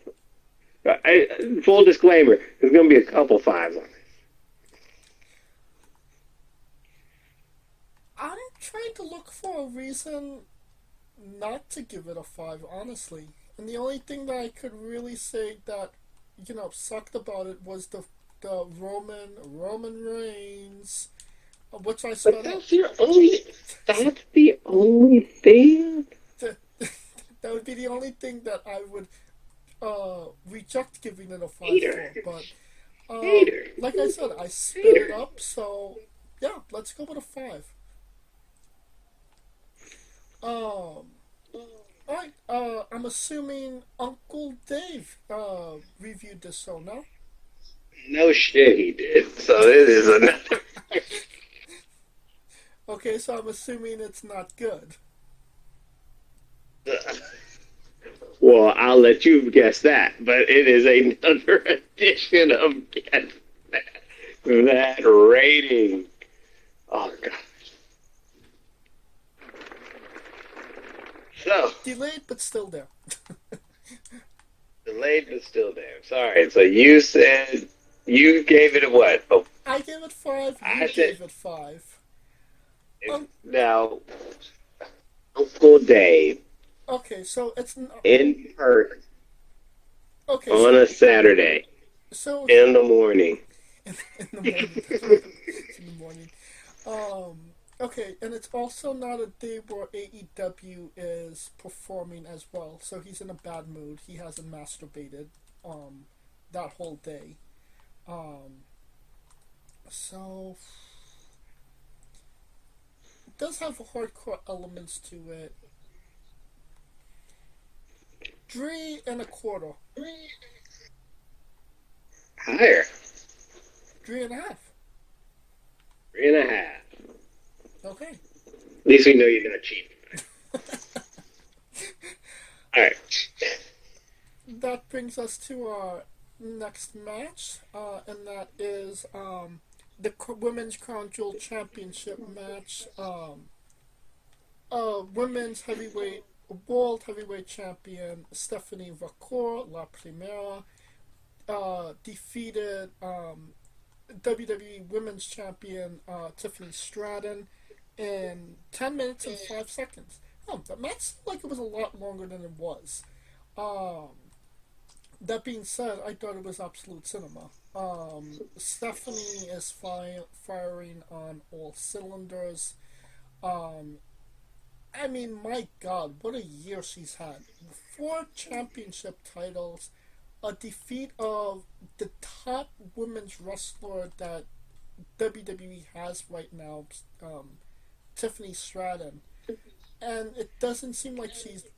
The only thing that's stopping her from continuing this amazing streak is the year ending because she's just that on point. Like, she's proven that if you just give her an opportunity, she will arise to the occasion. Um, the match was a banger, in my opinion. Um, I think that they really showed off with each other. Um, and yeah, while there was no real, storyline to it, they let the wrestling do the talking for them. And Tiffany, held her own against Stephanie, and they had a really good match between two wrestlers. Um, I had no issues and problems with it. What say you, Kaliko? Stephanie won, so I'm happy. I'll drink her bout. This. You're doing the But yeah, yeah. oh yeah. But anyways, but yeah, it just accentuates the year that she had. Now keep in mind, she's had this hell of a year, and it makes me wonder what would have happened if she faced Naomi at Clash in Paris. I mean, that's a good question. That's the biggest what if, because I told you what we were saying on the pre-air that Naomi was slated for a hell of a run with that title. And Unfortunately. Not Tiffany, but Stephanie's year would not be Stephanie's year without that happening. With that being said, though, the right woman won because Tiffany really doesn't need it. If you look at her resume, who she fought this year, that in itself speaks for it. And you need something with Stephanie to show that she's not just here. She's here for a long time, not a good time. So, yeah, right person won. I'm happy with it. They both showed each other off. It's just going to be interesting to see. Well, it's interesting to see where they're pushing her now. With the judge, her slowly getting pushed with the Judgment Day, and how they're trying to yank her shine. So it's the right people. She's getting the right people to feud with. But the one thing I like about her is that she's just gonna be you can tell like she's just no nonsense. Once that bell rings, my foot's in your ass type of chick. Right. And I mean, if she's messing with Judgment Day, then I mean, it seems like Miles Bourne might be worried that she doesn't mess with Dirty D because he got that Riz going on. You need to worry about me, not Dirty D. I mean, have you seen Dirty D's track record? Well, Liv should be coming back, so that's gonna be he's stuck. You know what I'm saying? I mean, it's yet to be seen, but we shall see. um, but yeah, great match. I think it does actually do Tiffany some to actually lose this match because she's been such on a high that you have to kind of come back down to some degree, and having that blemish on her record, she could beat like 10 more wrestlers right now, and then you could say, well, she didn't beat Stephanie. Like it gives you that want to kind of see. It gives Tiffany a motivation to continue being the champion she's been. And people. True, and she got back in shape too. Hard. She got back in shape tough. So I mean, like you said, Stephanie. It shows you Stephanie arrived, and it also gives Tiffany that wanting. It gives her a hill to climb up. So it works in my opinion. That being said, how many stars you give this one? I mean, Stephanie won. It's a 5. Anytime Stephanie wins, it's a 5. Um, Keep in mind, She's only been pinned, to my knowledge, twice, maybe. JC Pinder. AC Pender. I want to say Roxanne Pender, No, there was one other. but I think The North American. Did she lose this? No, she gave up the North American she Championship, didn't gave she? it up. She only got. I want to say she got pinned,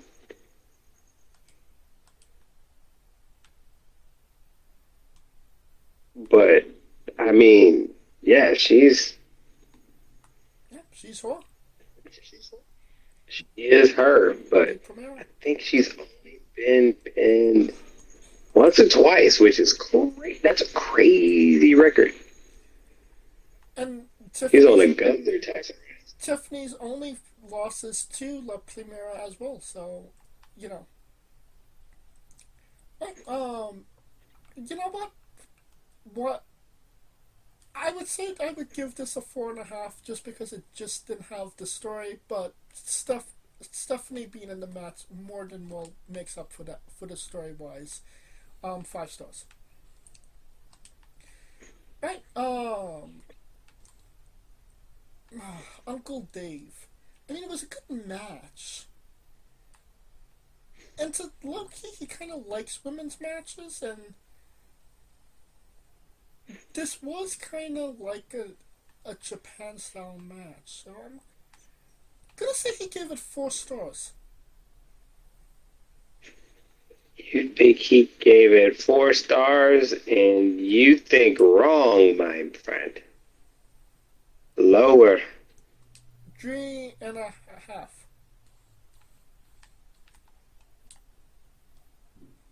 lower, my friend. Three? 3.25. 3.25. Damn. I'm like, who the fuck? Alright. Who would have thought? Who would have thought? Next next match, John Cena defeated. That's right. Well, yeah, that's the only time she lost. Damn. She lost the Money in the Bank and the JCJ. That's it. But Money in the you don't necessarily have to count Money in the Bank because she didn't get pinned. Oh, never mind, Bliss. I mean, yeah, it's not a. I mean, but her win loss record is fucking nuts. Nuts. I'm talking about fucking insane. Well, that brings us to the next match, and that is John Cena versus AJ Styles. John Cena pinned AJ in 27 minutes and 10 seconds. Um, it's crazy to say, but what a fucking match from John Cena. This was basically just like a band playing all of the hits, even hits that they weren't necessarily their songs to begin with. And, they just kind of told like a really great story out of it. It's not lost on me that AJ Styles wore, the biker shorts because, he's coming up on his retirement tour as well. So, low key, this was kind of like the last match for both guys. Obviously they're continuing, but this was kind of like that period at the ending of their career. Um, it just worked so well. It was quite beautiful. The when John Cena did the tribute to Bray Wyatt, and the crowd just exploded, and we got he's got the whole world in his hands. The Fireflies came out. AJ, paid homage to, his past as well with Samoa Joe and Chris Daniels. They couldn't necessarily say those names on WWE TV, but I mean, we got such a unique and match. It was a lot of fun to watch and see them just go at it one more time. I think this was probably the best match on John Cena's retirement tour so far. But what say you, Kaliko? How did you feel about it? Really? You thought this was the best? I mean, well, was it better than Cody Cena too? From just let's say a celebration standpoint, celebrating the history of John Cena, maybe it was. Oh yeah, that yeah. From that, I mean, yeah. This was, how can I put it? This might have been his best wrestling match. Like as far as like pure wrestling, because they literally just threw everything out the window. It felt like WWE 2K25 when you steal somebody's finisher, and they just was like, let's just do everybody. So, I mean, so yeah, from that aspect, it was nice.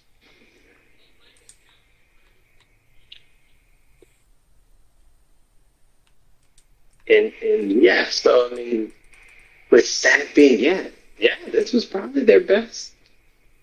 Their best.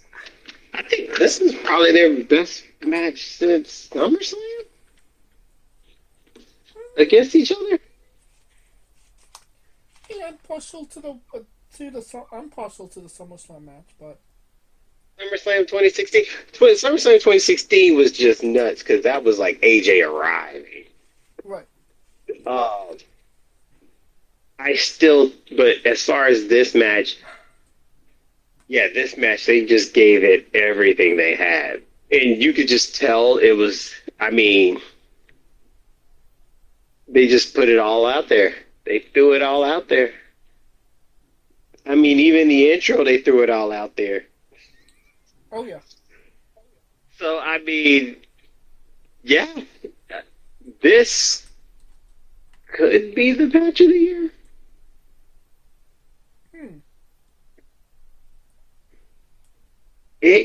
It could be. I mean, to me, let me see.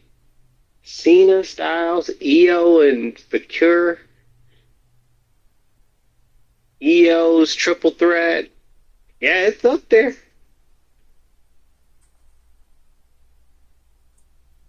How many stars you give this one? Eh, Anything less than a 5 would feel like a crime. That's why I'm like, this was the wrestling, if you cared about the wrestlers match, where everybody wanted to do their finishers and false finishes and them throwing everything in the kitchen sink, you can't give this less than a 5. So, a 5 it is. Look at me, man. I told you full disclaimer. Um,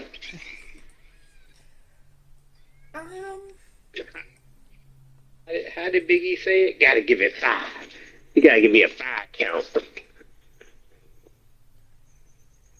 I will. When you put it like that, then it kind of seems like I have to give it a 5 at this point.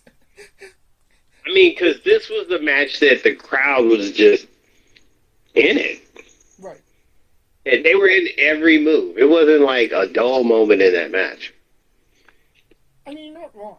I mean, there was. I wouldn't say that there was a dull moment, but there was like a lot of pauses between big moves. Like they would do something, then they would rest. You know, obviously after hitting the move, and then they would do the next move, like, and wait for the people to kind of respond as well. Yeah, but as far as that, but other than that, I mean, you can't go wrong. I will.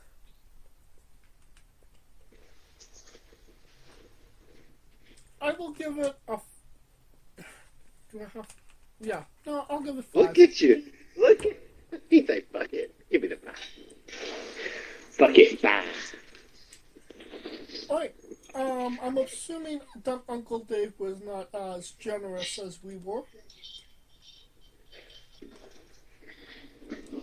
So I'm gonna say he gave it. Fuck, he has to give it at least a 4, right?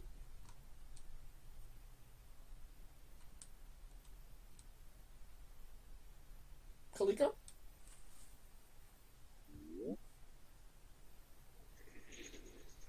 Kaliko? There we go. What was your? I was here. I was ready for the number too. I was like, I I said he would have at least gave it a 4, right? I don't know. Did he give it a 4? Well, this is what I'm saying. Did he give it a 4? I mean, that would be me giving you the answer.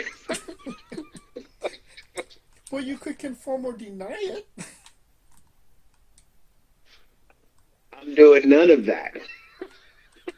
It's guess the rating, not hit the rating. Stay true to the show. I'm gonna say a 4. And I'm gonna say higher. 4.5. And I'm gonna say higher. 4 and 7/5. He did not give this a 5. 4 7/5. There you go. See? Okay. Uncle Dave was generous. I mean, at an 8 a.m. wake time in California for her. Wasn't it 5 a.m.? The pre-show was fine. Because I mean, I watched this on prime time. There was the replay. I wasn't. Oh, you caught the replay, bro! I was up at 5 a.m. Shit, I had a wedding to get to. I like fuck. Let me get this out the way. Because I was gonna be at the wedding, either watching the Georgia game, which I was, or I was gonna be watching Cena. And I was like, let me get one of these out the way. Like, let me get one of these out the way real quick. Like, shit. Well, I definitely admired the determination or the commitment that you have that you watched it at 5 o'clock. But yeah, no, I didn't watch it at 5 o'clock. I was sleeping at 5 o'clock, and at prime time 8 o'clock, turned the shit on, watched it. Good stuff. Um, yeah, no. That brings us to a get your biggest Australian star on the show match. Rhea Ripley and Io Sky defeated Asuka and Kairi Sane. And my God, these goals did not stop for like 1 second to like breathe. Like it was just go go go from the start to the finish. Like they just did not stop. And fortunately the crowd was with it for them.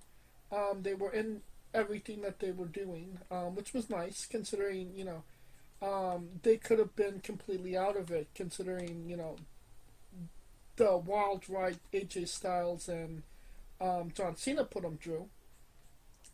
But yeah, I think everything really worked out for what it needed to do in the match. You got Rhea Ripley on the show. Io ate the pin, so you keep Asuka safe. Continuing the rivalry. Yeah. So no complaints. What say you, Kaliko?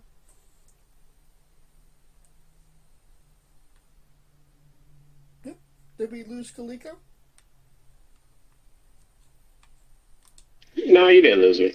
I was trying to say it was go, go, go because of the simple fact that they all didn't like each other. Oh, this has been a brewing fight from the jump. So the story in itself shows you. Yeah. So I just like the way that they built it up to like, oh, when they get their hands on each other, it's just gonna be 0 to 100, and that's exactly what we got. 0 to 100, real quick, but and it just shows, and it also just showed They showed the side of Oscar I wish they had a show like 6 years ago. To be quite honest, In what way? I don't know. I always thought Oscar was built when she first got into NXT as this unbeatable, as the unbeatable person, but I just wish they had gave her that when it was time to face Charlotte. Because to me, I mean, she's done everything, but that her facing Charlotte and that to me was kind of like a down point for her. Even though she bounced back from it, it just she never really got a chance to be like this aggressive. Like she's been aggressive, but this is the aggressiveness that we've been. This is damn near Kana Asuka. Right. Like, so, so that's what I'm saying. Like that's the aggressiveness that what I was looking for. But I thought Io Skynum won. Yeah, Io and Rhea won. Okay, yeah. So, but it also because now with Io and Rhea winning, it makes Asuka look like she just wanted to beat them so bad, and she's just like abusing Kyrie like it's nobody's business because she just wants to get over on the fact that she felt betrayed. And Kyrie is To the just fact dealing that with Stockholm syndrome, honestly. oh my god, I mean, damn near Munchausen syndrome, but there's a because like he'll slap the shit out of her and then be like, "Oh no, no, baby, no, no, no, no." But I just like that. I like that from Oscar And because to me, it this adds is a new layer I to just like this. Is, Asuka. you say what? It adds a new layer to Asuka. And because it's Asuka, you know that it's going to be fantastic because Asuka always does great shit. You know what I mean? I mean, because Oscar, because no matter what, I mean, I've never seen. Well, she's never. Well, she's been in a little bit of a comedy skit between her and Io, but other than that. Oscar is that motherfucker ain't taking shit from nobody. And I honestly think, I mean, Kyrie's going to hang on for the long haul.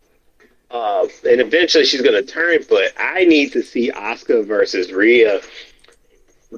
And I need Oscar to get over because that was another thing with Oscar not getting over Rhea at Mania.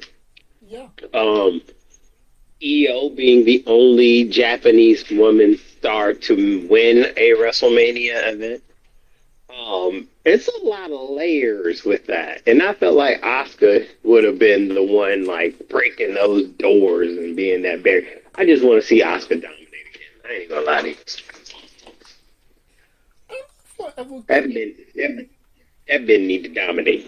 I don't know if we'll ever get Asuka with another title run, but as long as she's like fucking people up and laughing about it, like what she's doing right now with Rhea and Io, I'm happy. I just like seeing Asuka on my TV screen because she always delivers really good, you know, not just matches but storytelling as well. I personally disagree. I think we are gonna see Asuka with a title once again Ooh. because I think she's that damn good. She's too undeniable. She's too forceful to not be noticed and not be acknowledged. Well, I mean, if you want,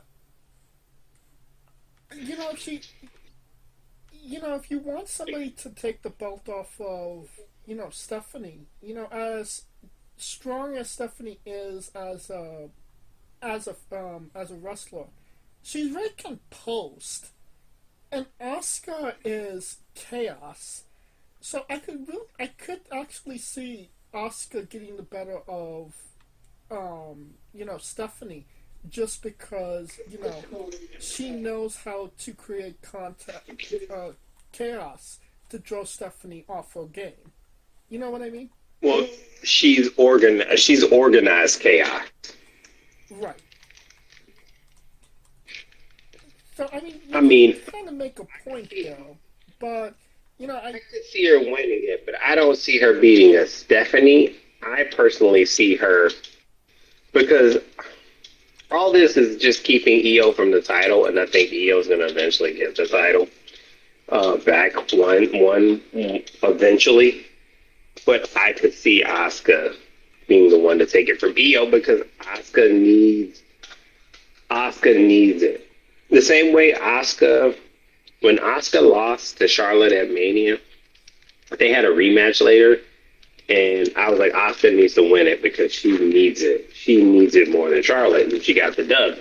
I could easily make that same case for Asuka because Asuka needs it to show that, one, she's still a player in this game, and two, that she ain't going nowhere. Oh, I don't think anybody ever thought that Asuka was going anymore. Well, I'm not saying, Yeah. not in the sense of like not belonging, but just like I think it's for her self-confidence as a character, if that makes sense. Because keep in mind, she's came back and she's come back. She loses the Queen of the Ring finals. She made the finals first run back, and only to lose to Jade. So she feels like she's got a lot to get going. You know what I'm saying? Right. Well, so yeah. This match, how many stars you give it?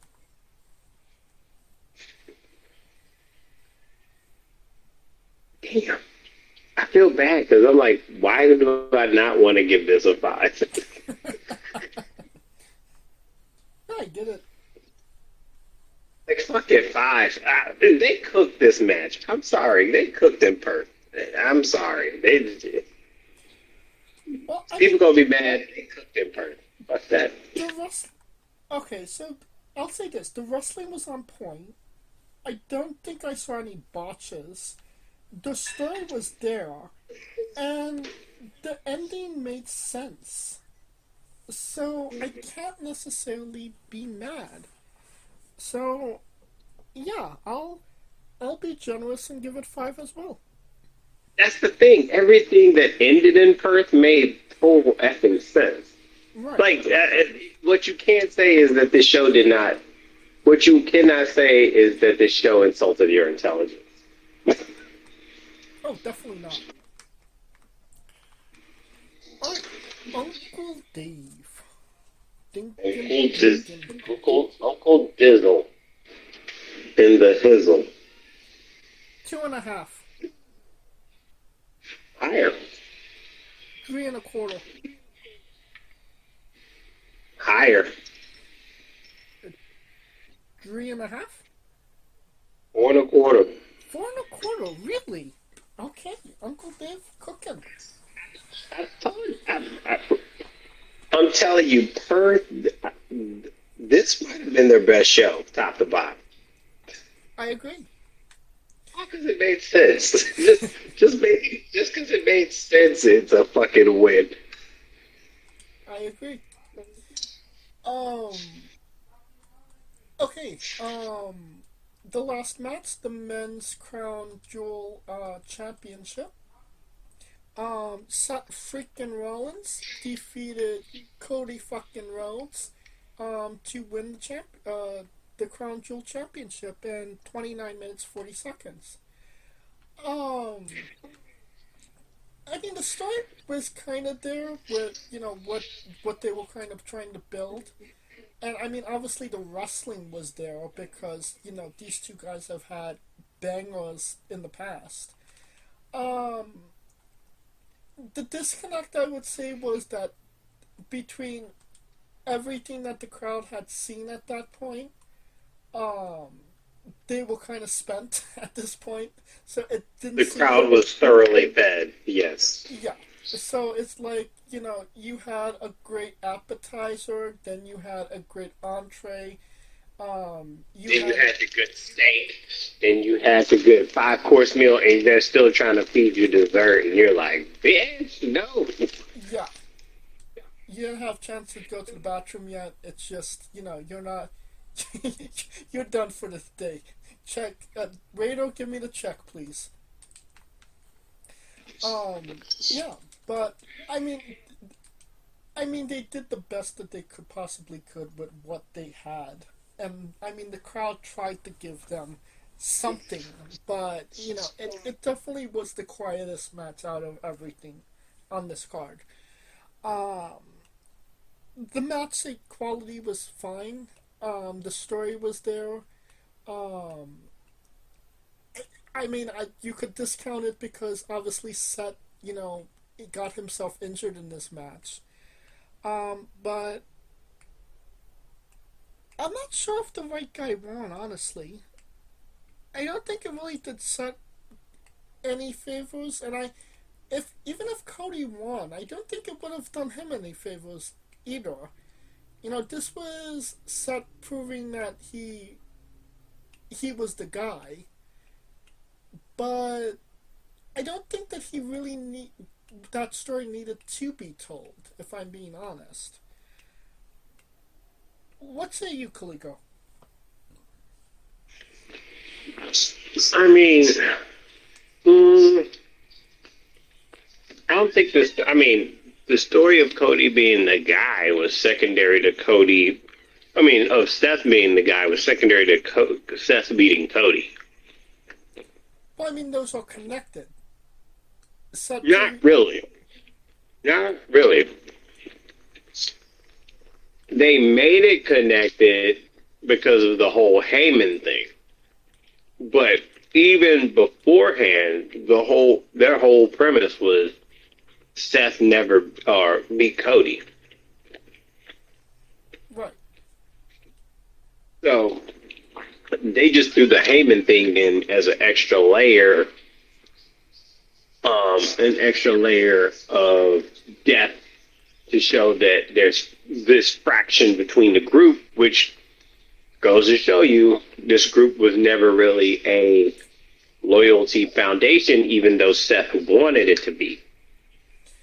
Because I mean, you could say whatever you want to say about the Bronze and their loyalty to Seth. Paul Heyman, his I wouldn't even say loyalty, but Paul never really had a strong connection with Seth to begin with.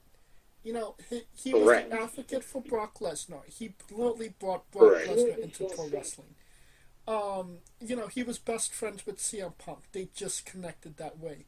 He had the family relationship with Roman Reigns. The wise man. So Right. he had a connection to everybody that he managed, that it made sense for him to be there with that person. There was no Right. connection between Seth Rollins and Paul Heyman. But it was always established that it never was meant to be a connection, is that it was always business, and that's what I was harking on earlier. Right.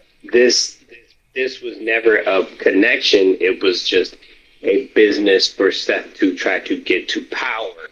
And that's why Heyman had the balls to tell Seth about himself in a way that he never could have told Roman about himself. Right.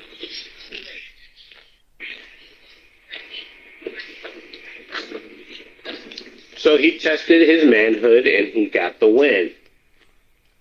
And there's no honor amongst thieves.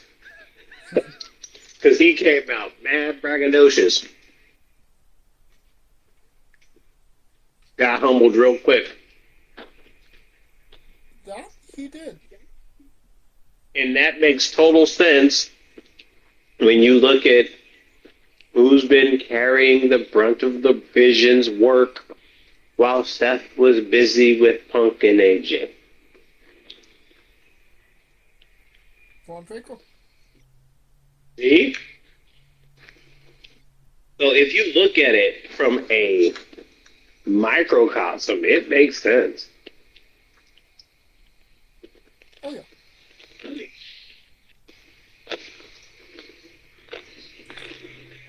So how many stars you give this one? I feel bad because this ain't the only. This is the only one that's not getting a 5. So we agree on that.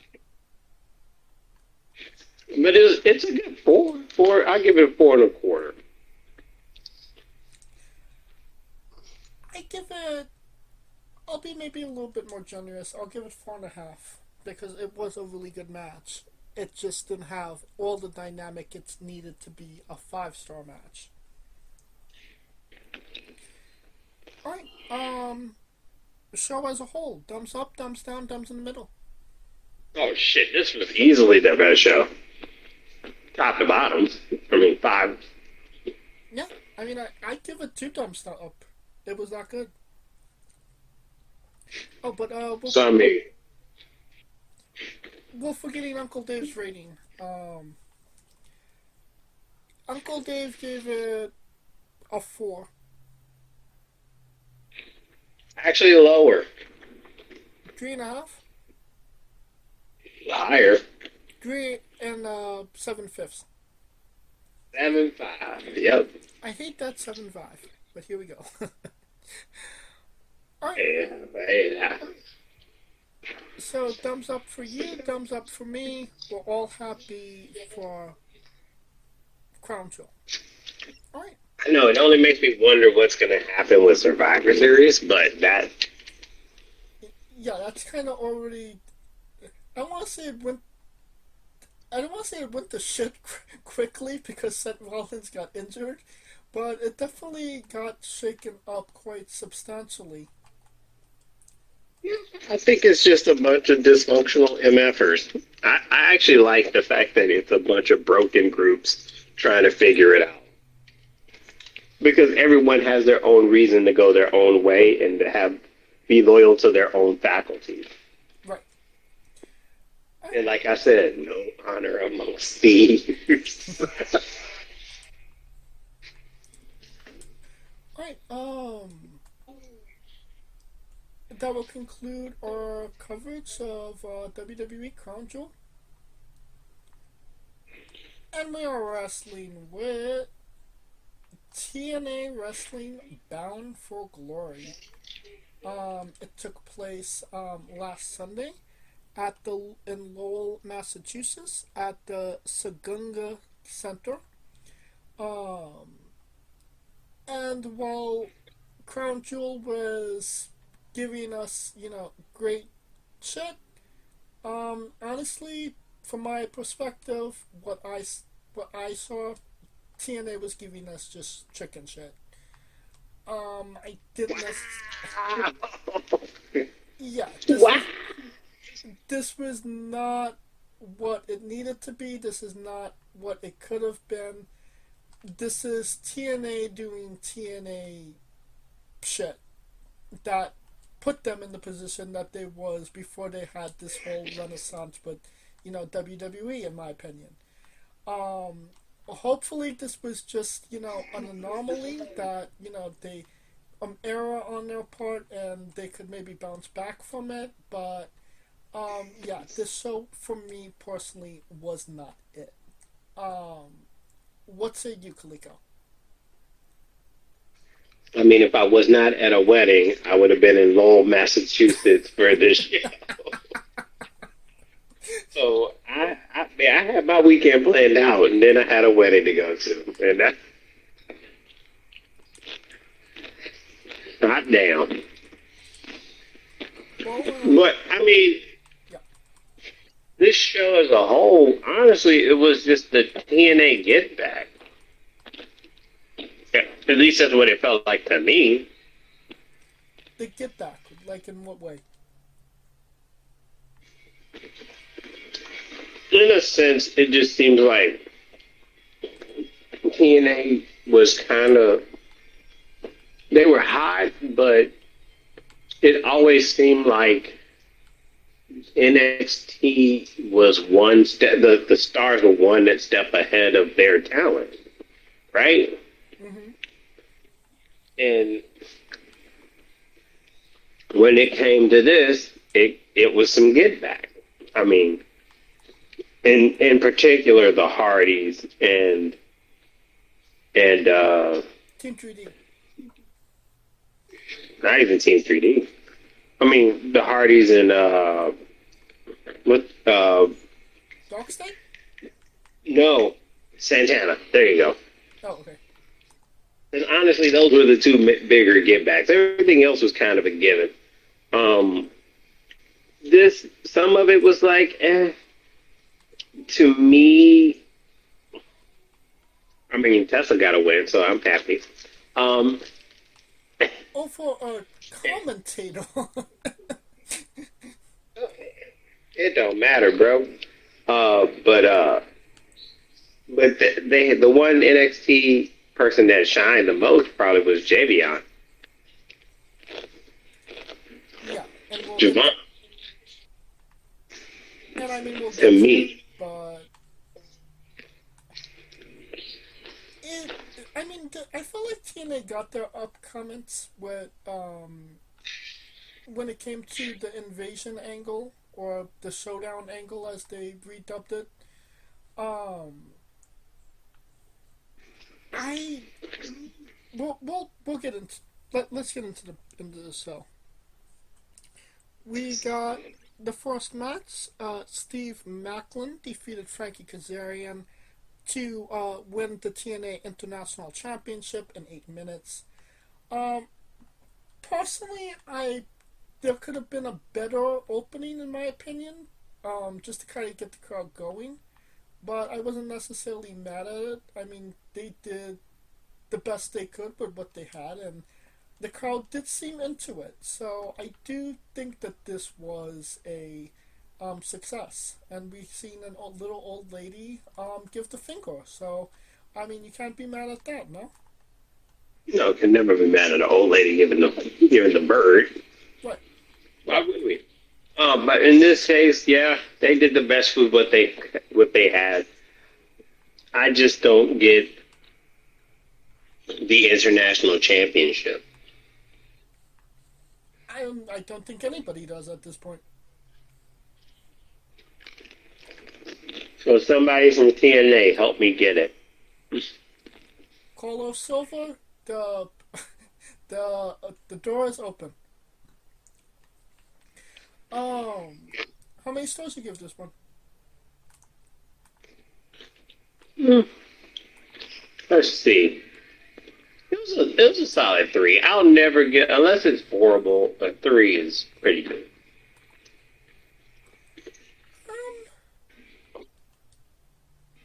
I'd be a little bit more generous, 3.5. Look at you. Did Uncle Dave rate this show?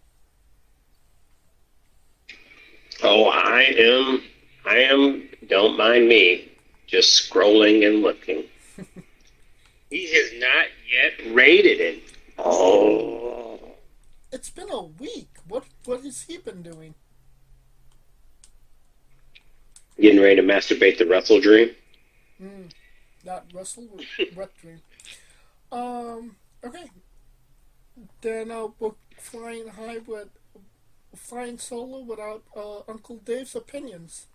Maybe it's We never needed his opinion. That's what I was gonna say. Maybe it's for the best. The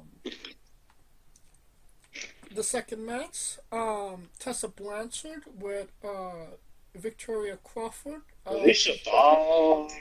Oh no, I mean.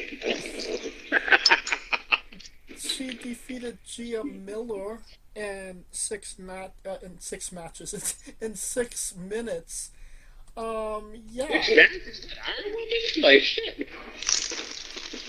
Yeah, no, she's not Psycho Mike. I don't think nobody's Psycho Mike. But... No. Yeah, this shit was not it. I appreciate Gina Miller trying to, actually wrestle. They told the story that, she did wrestle.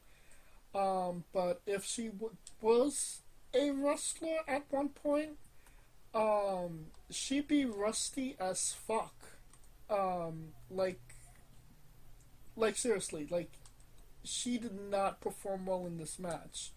And to some degree, I kind of feel like it's low key disrespectful to put her in the ring with somebody like, Tessa Blanchard, who is such a good wrestler.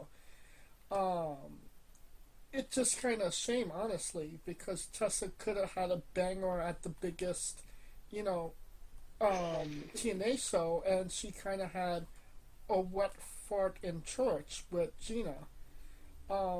Not discounting her, you know, Gina trying, but it definitely this wasn't something that should have been on the biggest show of the year. You know what I mean?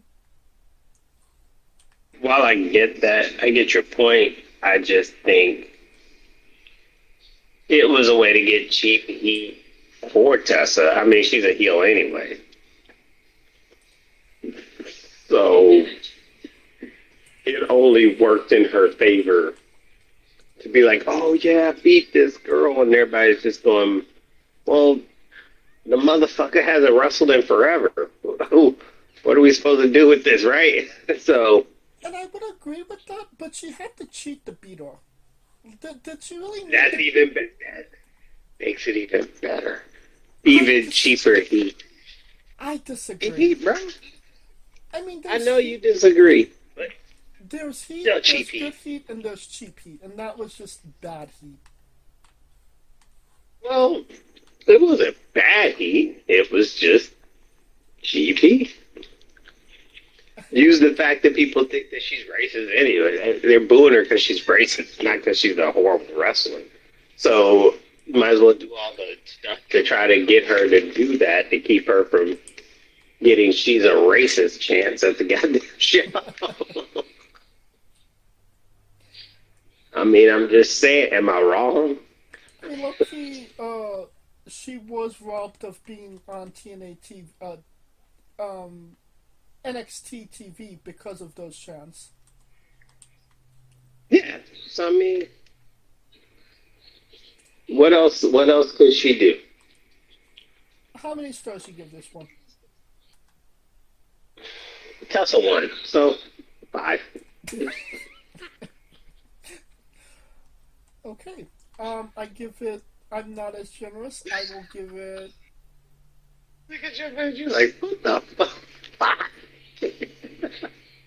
I mean, I look, yeah, I get it, but I mean, you gave Stephanie the same treatment. And I was like, kind of like pick a lane, bro. But it's Stephanie. Like, like Booker T to one. No, not all. Oh, so I'm gonna give this 1 7/5 because it doesn't deserve a 2. It was just that You said, bad, in my you opinion. said 1 7/5. Oh wow. Yeah, 1.75. yeah, Not even the whole.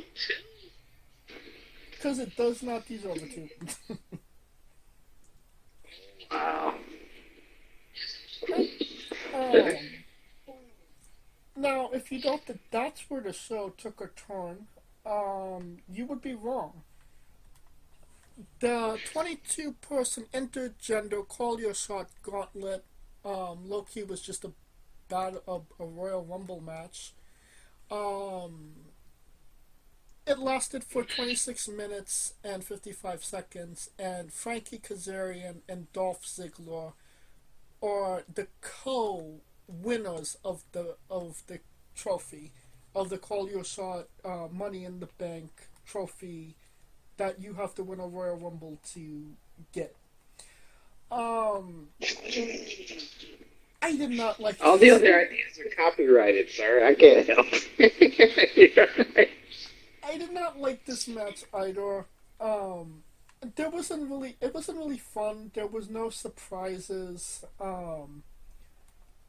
There was nothing really to sink your teeth into other than it was, a Royal Rumble match, so you're supposed to be excited for it. Um, and then, the last two people in the match was fucking Dolph Ziggler and Zack Ryder. And yeah, I just got spoiled to the point where I didn't care who won. so You I mean just Kazarian? so I kind of sped it up, and then I saw the Kazarian Cole one with Dolph Ziggler, and then I was like, okay, I'm okay with that. I like Kazarian. Nah, So he yeah, said, I I'm felt like cool. this was a waste of 26 He said, minutes I'm in my cool. opinion. He said, I'm cool. I'm cool with that. I could. He's like, I could handle that. You know, I, I I, like Frankie. Frankie's cool. I, I skip deals with that. But Oh Lord, oh Lord. But I mean, yeah. Like I said, someone at TNA explained to me this match. Break it to me like I'm five, because I'm gonna need it. Seriously, but I mean, Nemesis, you kind of saw he was gonna be a player in it, because hell, I feel like he's been there forever. it's been there like maybe a year and a half at most. I think so, a year and a half. But I mean, you knew he was gonna be a player for the chip. I mean, that kind of goes without saying, right? I mean, I suppose, but like, did Zack Ryder have to be a part of it? I mean, he is the indie god. But TNA isn't an indie. Maybe maybe to him it's an indie. I don't know, but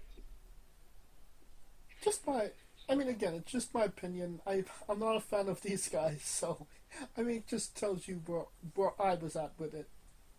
No one was a fan of Ziggler. You're not a fan of Ziggler? I'm not really.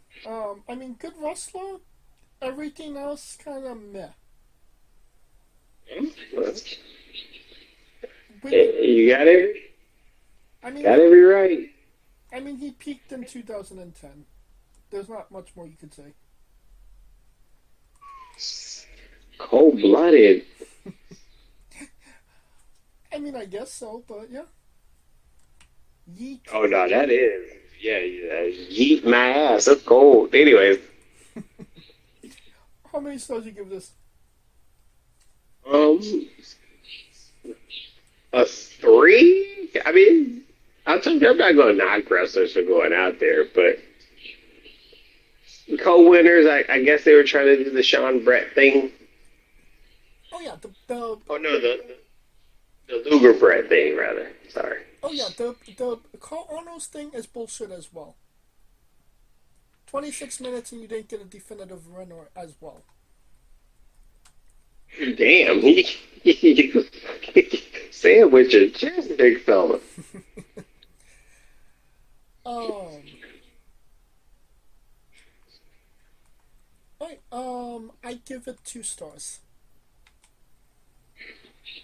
It did, Ooh, look at yes, did not meet my expectations or lack thereof. Right, that brings us to TNA Knockouts World Championship match. Kalani Jordan defeated Indy Hartwell in 12 minutes and 30 seconds. I thought that it was an okay match. I thought this was where things would kind of pick up, but it kind of seemed like it just ended pretty abruptly and flat, in my opinion. Like she she pinned Indy, and it just kind of came out of nowhere, and you're kind of like, okay, she won. I was kind of going for Indy, but um, obviously, Kalani just won it, so they want to keep it on her for maybe a hot minute.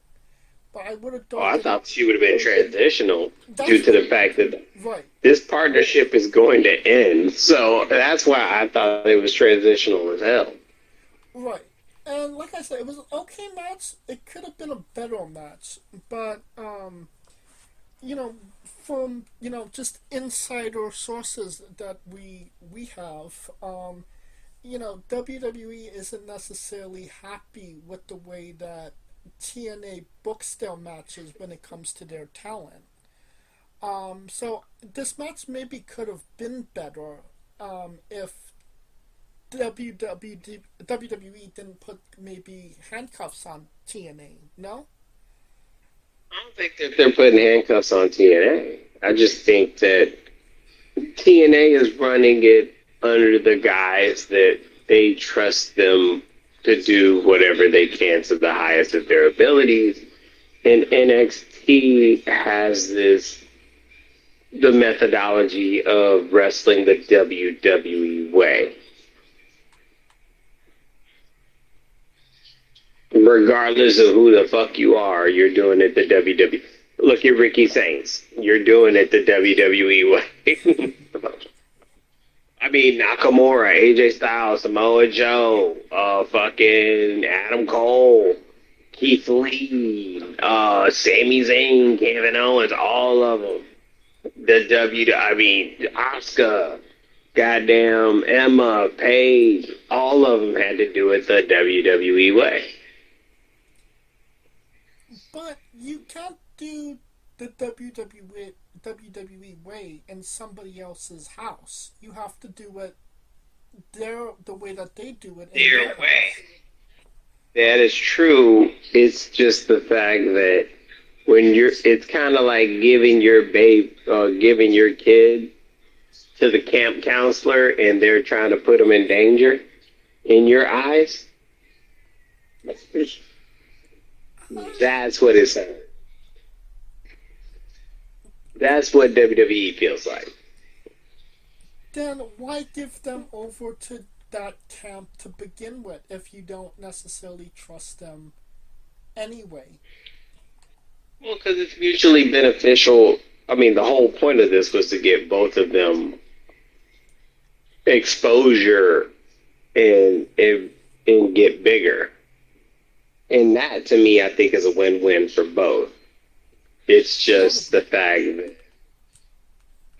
I just think it's just the fact of how they go about it and how they handle their talent. Because when think about it, when you're in TNA's house and somebody gets hurt, WWE's going to be the one having to be on the bill to heal them, right? And vice versa. Right. So one would think if I'm giving you my talent to work, that I would entrust you to do the best to make sure that you're not putting them in harm's way. Now, whether that may be the case, it's all the perspective. I mean, I don't think that TNA was looking to, put somebody in harm's way. I mean, same here. I just think that that's how WWE perceives it, or NXT perceives it. But as far as I know, nobody has gotten injured between the WWE and TNA lineup as of now. No. No. Right. So I mean, there's no really he said she said, and like you said, this partnership is going to end sooner rather than later. There is the contract between them two, or is coming up soon, and they might not be renewing. Whether that is true or not, has ceased to be said. But I mean, it doesn't really look good for TNA if Kalani Jordan is their champion, and she doesn't go there. But maybe they're trying to do that as a way to hopefully maybe go there. That, or we're going to see the TNA Knockouts Championship in the garbage can. Oh, god damn. We don't. I know they're not going to do it. I'm just throwing it out there. But low-key, that would be completely and utterly horrible considering how much history and how respected that championship actually is. There ain't no killers, but don't push them. How many stars you give this match? 3.5. It's pretty good. I'll give it 3. I feel like I'm kind of being generous with the 3, considering it just kind of ended so abruptly. So yeah. Um, right. We have a, what is this? 10-person intergender hardcore war. Did you ever wonder what um, a war games match would be like if it didn't have two rings or a cage around it? Well, it's this match. We have the System, Moose, Elisa Edwards, Brian Myers, Eddie Edwards, and JDC. Defeated Order 4, Mustafa Ali, Tasa Steele, Special Agent Zero, Jason Hotch, and John Skylo by pinfall in 20 minutes and 33 seconds. Honestly, it wasn't a bad match. It kind of seemed like they were just trying to get over what um, the other sports teams that they enjoy over. Like Eddie Edwards was in um, whatever sports team is Boston. Um, the people on the four side had Lakos gear on. Fandango had Patriots gear on. It was and Moose was just fucking Moose. It was just I mean, because he's a former Falcons player, so yeah. yeah. So I mean, it was just kind of like a little clusterfuckery with all of that going on. Um, I mean, I will say that Elisa Edwards taking the hit on the thumbtacks was gnarly, and Mustafa doing the 450, the mist, was just as equally gnarly. Um, and I think it was a good way to end the match as well. So, all of that being said, I thought that this was a success. What say you, Kaliko? Yeah, I mean, nothing says equal rights and equal lefts than a dude choke slamming a chick through thumbtacks. Uh, And trying to I mean, 450 thumbtacks into her. I know, right? So, I mean, whatever they were going for there, mission accomplished.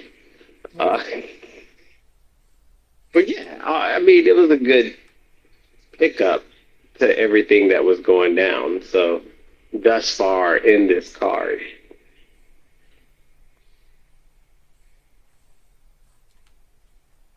How many stars you give it? 4 1/4. I give it the quarter. I give it 3.5. Look at us. We're right. We were right on par with our WWE ratings. Not so much on TNA. Yeah, we are not. Um. Now we have TNA X Division Championship match. Leon Slater versus Javon Evans. Um. Like legitimately, these guys put on a banger. Um. Well, yes, they are, flippy high flyer wrestlers. They actually so constrained when it came to that and kind of only did it when it mattered, which made it everything that they did matter so much more. And it was just kind of really good storytelling and just a really good match, you know, um, up until literally the end when they did the um, oh, it was the not 5 minutes time limit draw, and then people were upset about that, myself included. Um, and then Santino came out, gave him 5 more minutes. The crowd explodes. They they go at it. Going thinking we're going to see a banger for another 5 minutes. Dark State comes out, fucks up the whole thing. Um, the crowd was not happy, Yes. Yeah. and you could really say that this was really where things really turned for the crowd, where they kind of had that sour taste in their mouth that they never really recovered from, if I'm being honest. Like literally the next thing after this was Chris Bay coming out, who we haven't seen since, he broke his neck.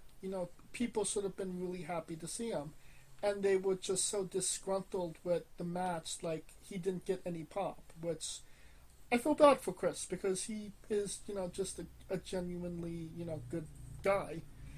Um, this was complete and utter bullshit in my opinion. This was the really, really bad fate ending booking to a match that I haven't seen in honestly a really long time. Like this really dumbfounded me if I'm being honest. What say you, Kaliko? I mean, I get the people being disgruntled. I also see that this was I could see this to where the way it was booked that they didn't want both of them to lose. I mean, I get that. And if they were going to do that, I think the match should have been placed a lot sooner. This should have been like the second or third match. So you If had you more time knew, to kind of if have a you, pick me if up you, to get the crowd back into it. exactly, to get them back in good graces. Because you don't want to pull that in the middle of it where now it's getting carried over to everything else. Right. And So I don't knock them for pulling the draw. I just knock them at the timing of the draw.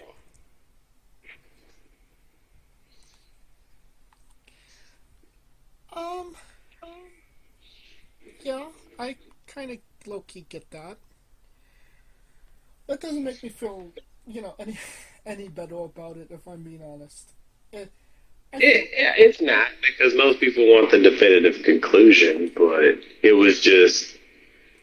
Oh, I think they just wanted to have them put on a good show via exhibition style and have it have a meaning. Because if it was exhibition, no one would have cared too much about it. Like I said, if this was the opener,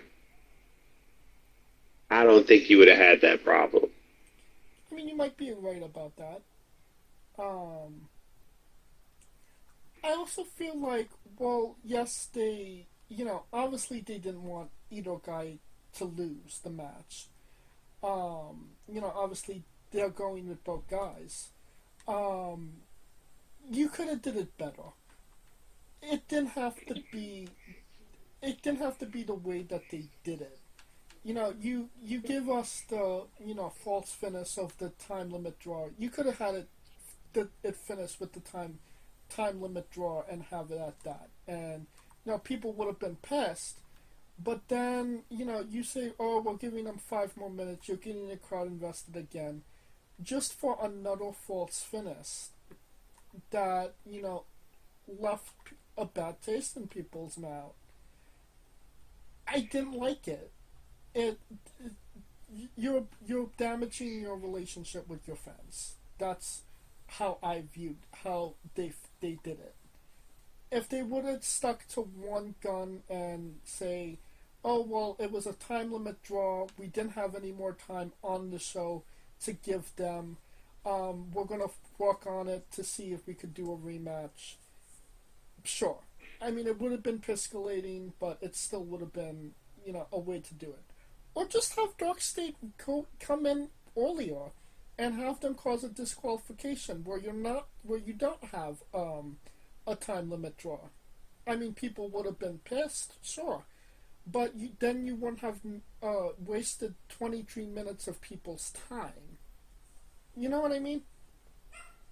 Yeah, but like I said, this just should have been done at the beginning to set the pace of, oh, well, NXT could be invading this show due to the fact of what happened on NXT earlier Right. in the week. You know what I'm saying? Right. That was a work. That could have been your workaround. And they just didn't work within that workaround. That's all. TNA in and out. So, I mean, I get it. I mean, how many stars do you give this? this was the match of the night up until that point. I still think this was the match of the night. Personally. Yeah. So, what are you giving it? 4.5. I give it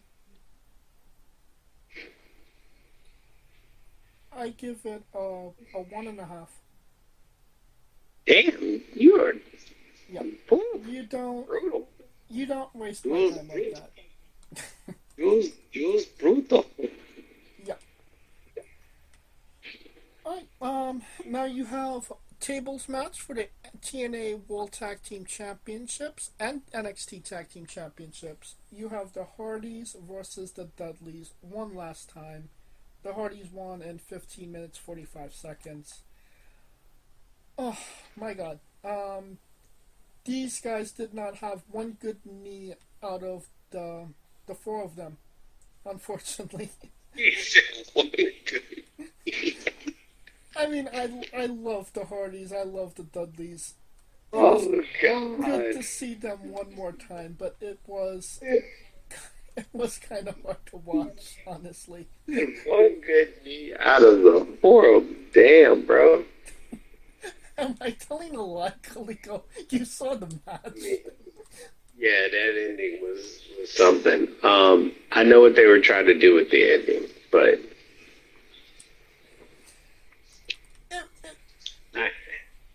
I wasn't expecting a 5-star match in the Tokyo Dome for sure. It was going to be. Yeah, they're like 40s and 50s. This was. Yeah, so I mean, they were going to do what they could do with what they had. So I don't really knock them for doing it. I just kind of would say, and I do think that it was good for what they could do. I did just kind of feel like it did kind of end abruptly as well. Like maybe this match could have lasted maybe a couple more minutes, but maybe something went wrong or somebody couldn't necessarily go more, so they kind of just, ended it early. I could not tell you that for sure, but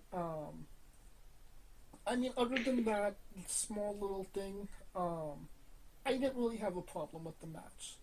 Like I said, pretty melancholy seeing, two, tag teams that I've literally seen my whole entire life.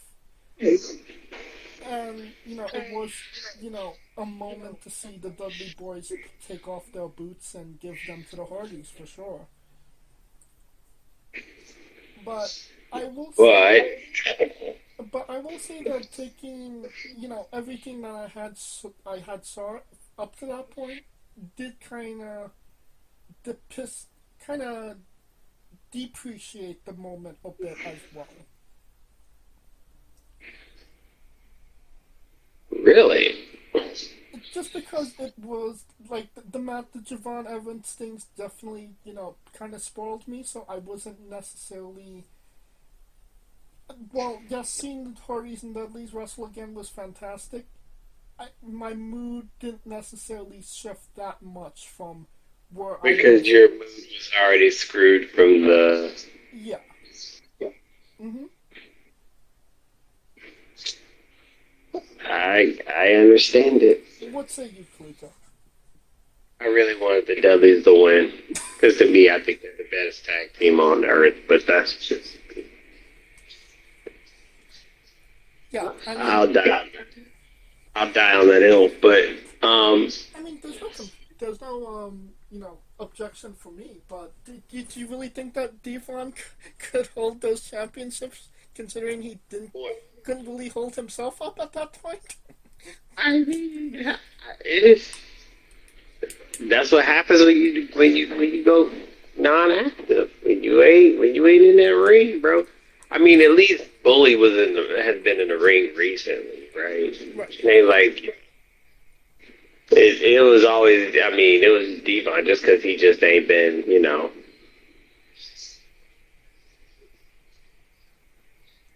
it's just because he hasn't been in the ring. So I mean, Right. but with that being said, the right team won. I still don't. I still wish Bully had a win out on his sword. Like, you know, he knew it was coming, but I would have been like Queen Latifah and set it off and just go out in a blaze of glory. But I get it. I get the whole point of it.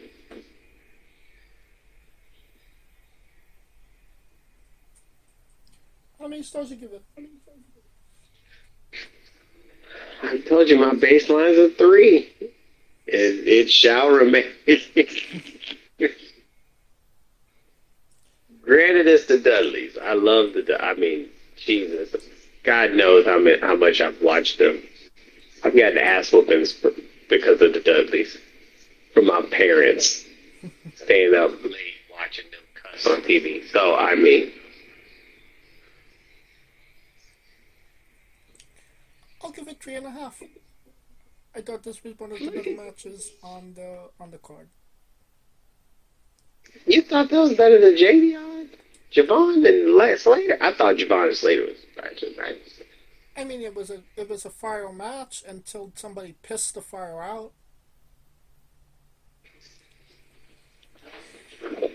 TNA produced. Yeah. Um, Tommy Dreamer could not control his bladder. Oh gosh, how you know it was Tommy Dreamer that produced the match? I don't, but he's the only producer I know from TNA. Oh God. And that takes us to the last match, the main event. I'm assuming the thing that everybody wanted to see. Mike Santana defeated Trick Williams to win the TNA World Championship in 16 minutes 15 seconds. I'll give TNA one thing. They didn't TNA up the ending of Bound for Glory, which they have done a lot in the past. Most notably last year with Joe Henry, a couple of years ago with Josh Alexander, a couple of years prior to that, Bobby Roode. Bobby Roode. Yeah, TNA does not know how to have a happy ending to their last show. To their WrestleMania. Yeah, to their WrestleMania. So I do actually commend them for not fucking this up and actually giving Mike Santana the ball when he should have been given the ball. I do feel like, well, yes, this should have been the main event, but everything before this that just kind of spoiled everybody, it didn't do anybody any favors, if I'm being honest. And Really? yeah, I don't think that it shifted the crowd's opinion that much. And I mean, before when Mike won the championship, you had people just walking completely out before he actually got to celebrate with it. I don't think that has anything to do with Mike per se, but I do think it has something to do with, just Boston. Huh? It's Lowell, Massachusetts. That's what it had.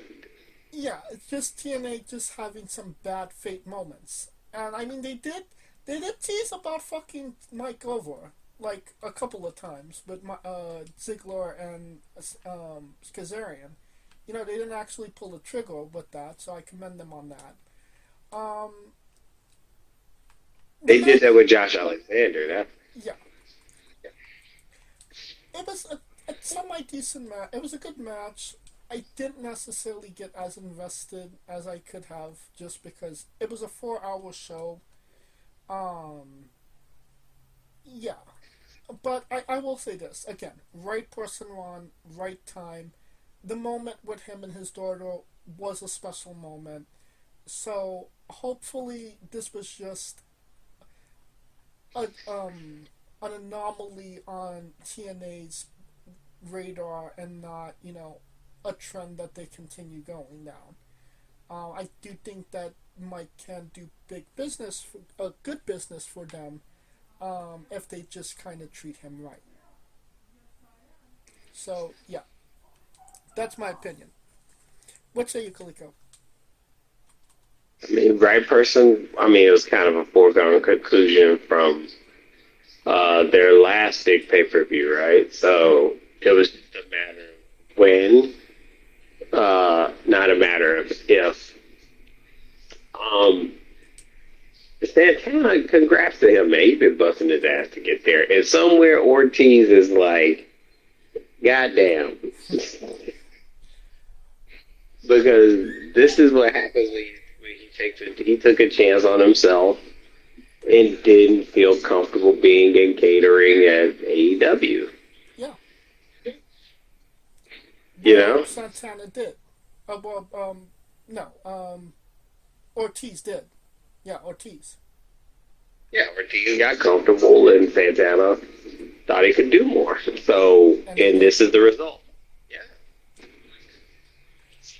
So, I mean, honestly, Trick gave him a good match. I think this was one of their better matches. For as far as a TNA perspective, this is probably one of their best matches as far as when it comes to the TNA World Heavyweight Championship. Um, so yeah, Trick gave him all he could handle, but the right guy won. Yeah, and I mean, it just kind of goes to show you, Mike does have a lot to offer, and it's just unfortunate that AEW didn't really see that in him. Like, I mean, you could have you saw like glimpses of it in in AEW, like when he did the eye for an eye match with Moxley. Like that could have put him into the stratosphere as a top guy, and that could have where Hangman Page is right now. That could have made Mike Santana, but Right. they just didn't see that in him. So here we are. But yeah, no, I agree. Congratulations to Mike, and I hope he does. He's doing well. He'll do well for TNA and himself. Oh yeah. I mean, for as long as he's in TNA, because I can bet your ass WWE is gonna be on his. Probably got him already with a contract waiting. Oh yeah. Joe Henry is already in the queue. I mean, in the queue, that motherfucker's backstage. They probably got him in the PC trying to lose weight, fucking around. Yeah. Like, we love you, Joe, but you gotta get rid of the glove handles. But Say his name and he'll lose weight. I believe in Weight Watchers. I believe in Weight Watchers. Planet Fitness. Joe, come on, they're gonna call it a name at Planet Fitness. That's Alright, so as a whole, but actually let's do ratings. How many stars do you give this? good 4.5. I think Trick did the damn thing and put Santana over really well. Did everything in his arsenal to retain, and just wasn't it for him. I'll give it a 4. Right person, right way, nice moment at the end. Considering TNA could have gone a different route with it. So yeah. Alright, so as a whole, thumbs up, thumbs down, thumb in the middle.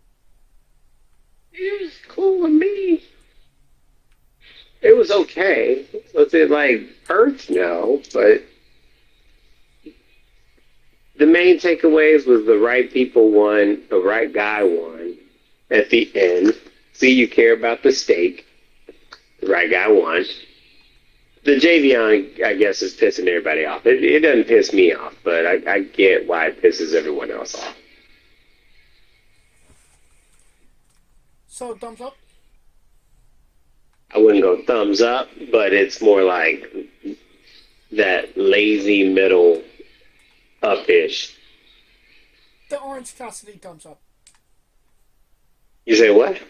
Orange Cassidy thumbs up. Damn right. There you go. Alright. Orange Cassidy thumbs up. As you probably assume, yeah, thumbs down for me. Yeah, we know you're not the biggest. I mean, I like TNA. I'm not shitting on TNA. I like them as a company. Like the last 2-3 pay-per-views that they had, I was, positive towards. But this just did not work for me, unfortunately. Alright. That'll conclude our coverage of Bound for Glory. And we are wrestling with AEW WrestleDream. It will be in your wet dreams later today in St. Louis, Missouri at the Alcatraz Arena. Don't fucking know what that says. Alright, we have the first match, which is a believe that's pre-show match. FTR, Cash Wheeler, and Dax Hardwood fighting Jet Speed, Speed Testicle, Mike Bailey, and Kevin Knight. Who wins, Kaliko? Hey, what is this, FTR? Isn't this their final damn year as well? Who the fuck knows?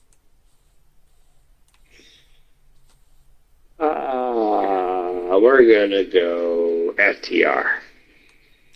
I'm low-key upset that it took you that long that you had to think about it. Yeah, FTR. Eddie Kingston and Hook versus to be announced. At least they were usually when it's to be announced, that's not good, but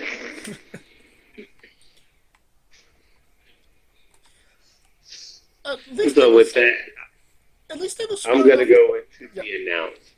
At least they were smart enough to put Eddie Kingston on the pre-show this time around and not, the show. But yeah, I'm gonna go with just Eddie Kingston and Hook. We have Holly Cameron and Willow Nightingale versus Divine Vanity, Megan Bain and Penelope Ford.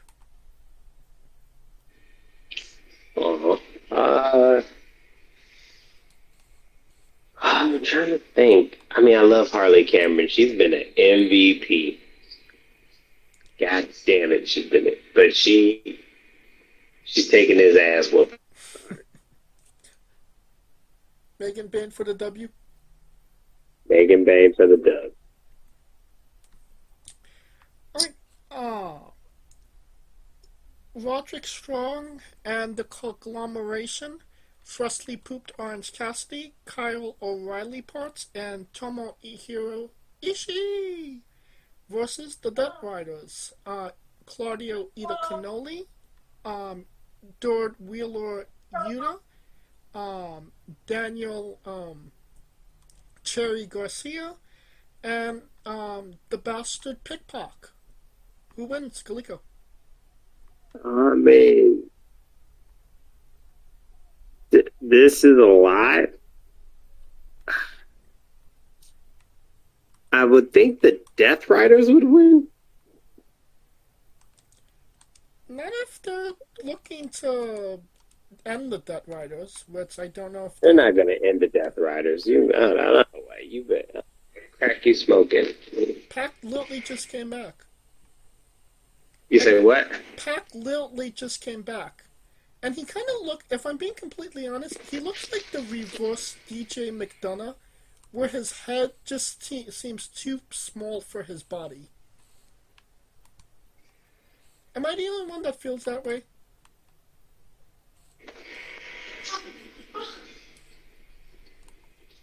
Hmm? I mean, eh, I still think Death Riders, they're going to hold him by a thread. Okay. Um, I'll go with Dead Riders too. Alright, then we have the first match of the main card. Um, we have an I Quit match between Debbie Allen and the neo-Nazi Moxicillin. Whoever wins, we all lose. Who wins, Kaliko? Darby Allen. Because he lost the coffin match? Yeah. I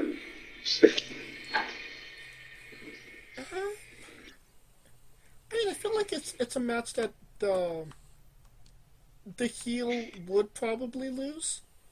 So watch John Moxley actually win. Yeah.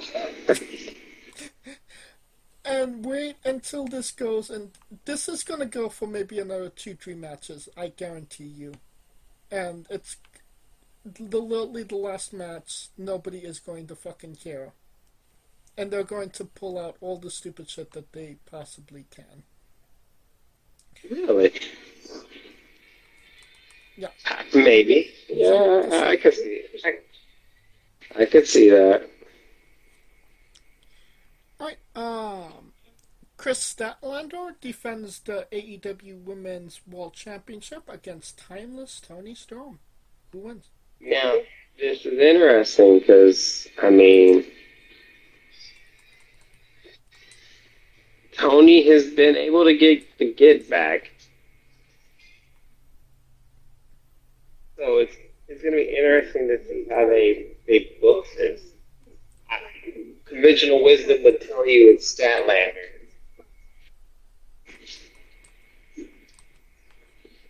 But watch Tony gets it back. I mean, the time that she did lose the belt, she got it back. But it took her a couple months to get it back. She didn't literally the month after losing it, get it back the next month. Granted, she disappeared, yes. Yeah. Yeah. I mean, it is interesting. But why would they give it to Chris Statlander just if they were going to give it right back to Tony? Wouldn't they have just kept it on Tony? No, because there was the shock factor that Tony's just been reigning above all. Although, I mean, yeah. Yeah. So that's why it's interesting, to say the least.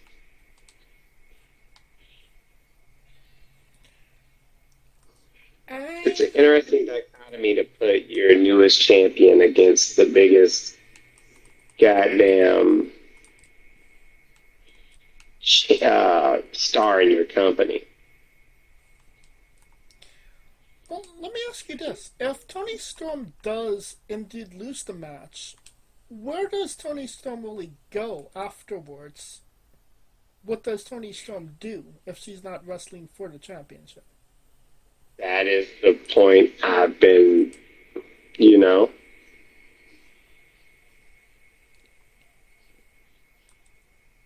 It's one of those things where she's a person where she's above the title, but you really can't see her without the title. Right. And that is a weird spot to be.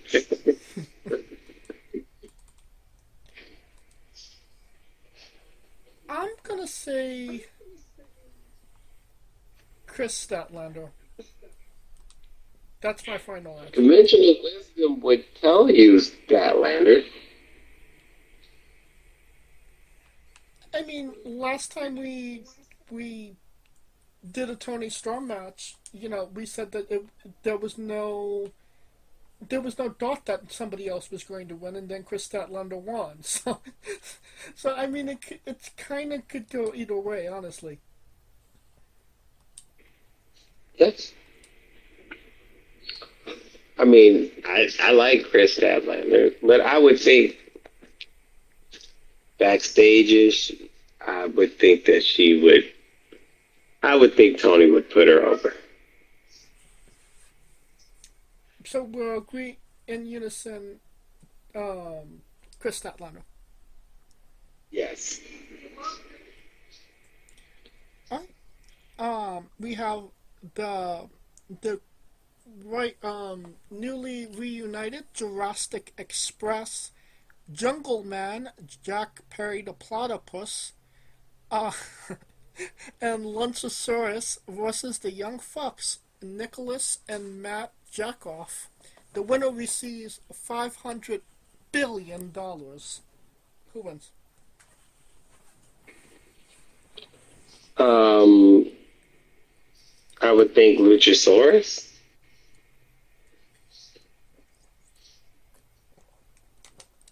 I would agree with that. There we go. Alright, AEW TNA, TNA, AEW TNA Championship, no, TNT Championship, Kyle Flatulence, versus Mark Briscoe. Who wins? Oh, Fletcher. Agreed. AEW World Tag Team Championship match, Bro Ditto, Bandito and Brody Burger King versus the Don Callis family. Kazuchika Okaya and Konosuke Takeshita. That's really interesting dynamic there, but The newly IWGP champion, Konosuke Takeshita. that's right. Cold Cuts is the champion of AEW, of New Japan, yeah. I told you he didn't fly all that way to be taking these L's. You're not wrong. Now, okay, this one is also interesting because I can see where Okada and Takeshita can't stand each other due to the fact that Takeshita is the New Japan face now. Right. Um, I think, and I can see them losing because of that, or the fact that they're still feuding over the triple threat in which Takeshita felt like he should have won. And I could also see them winning the titles in spite of them fucking not being able to function fully.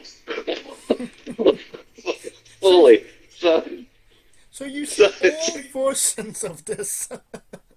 All versions. With that being said, considering Brodito just got it, I think that it's just a way to further the Okada Takeshita story angle. I think Takeshita takes the pin. Okada does not like it, and there it is. I say Okada fucks take a shit over and leaves him to be eaten by the wolves. I would think Takeshita would leave before Okada. Not when you want take a shit to be the face.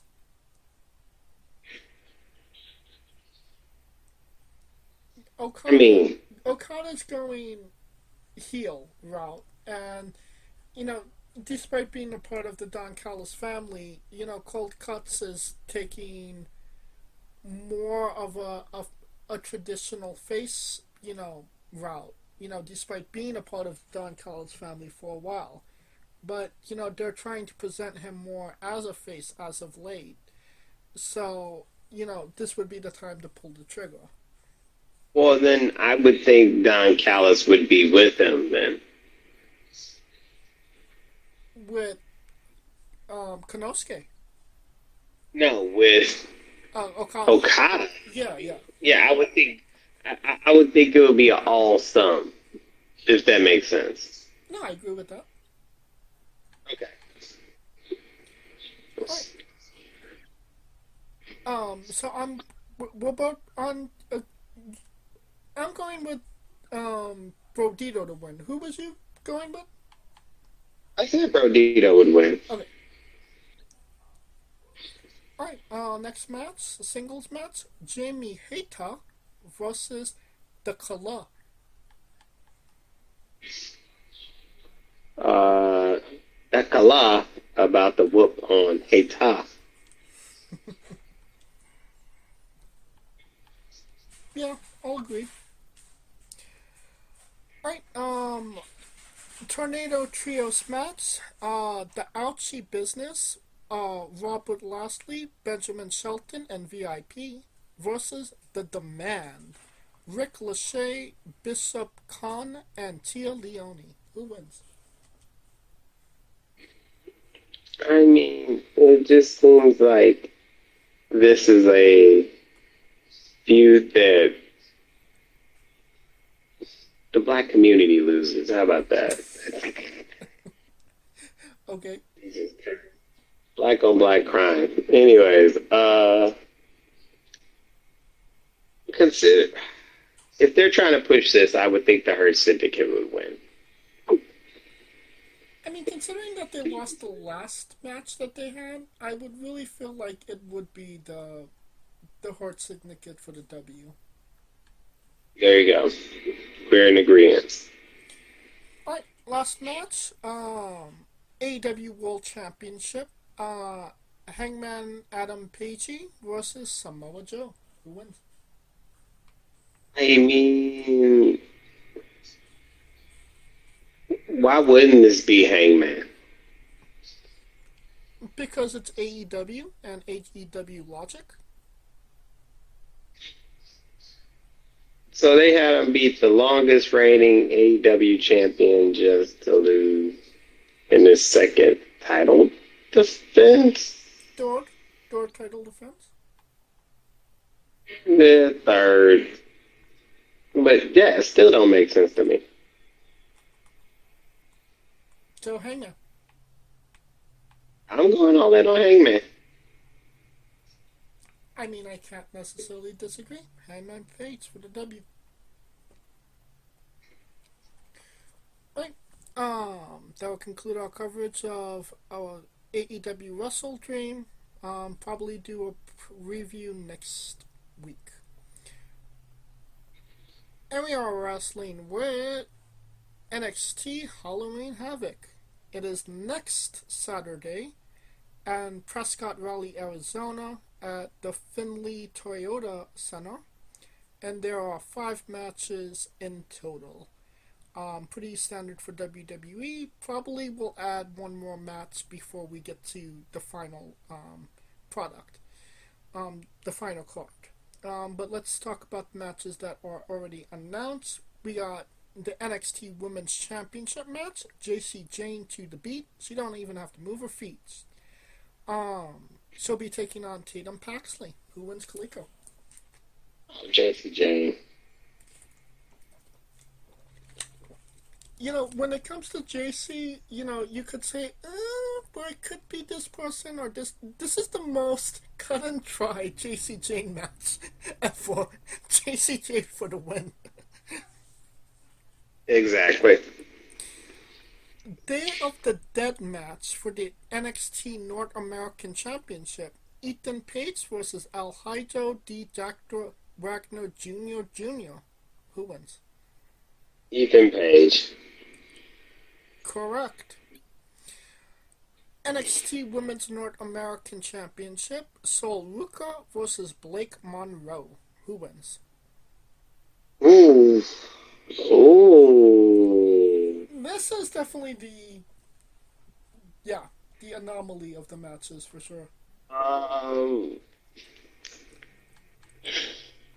Souls have been on SmackDown.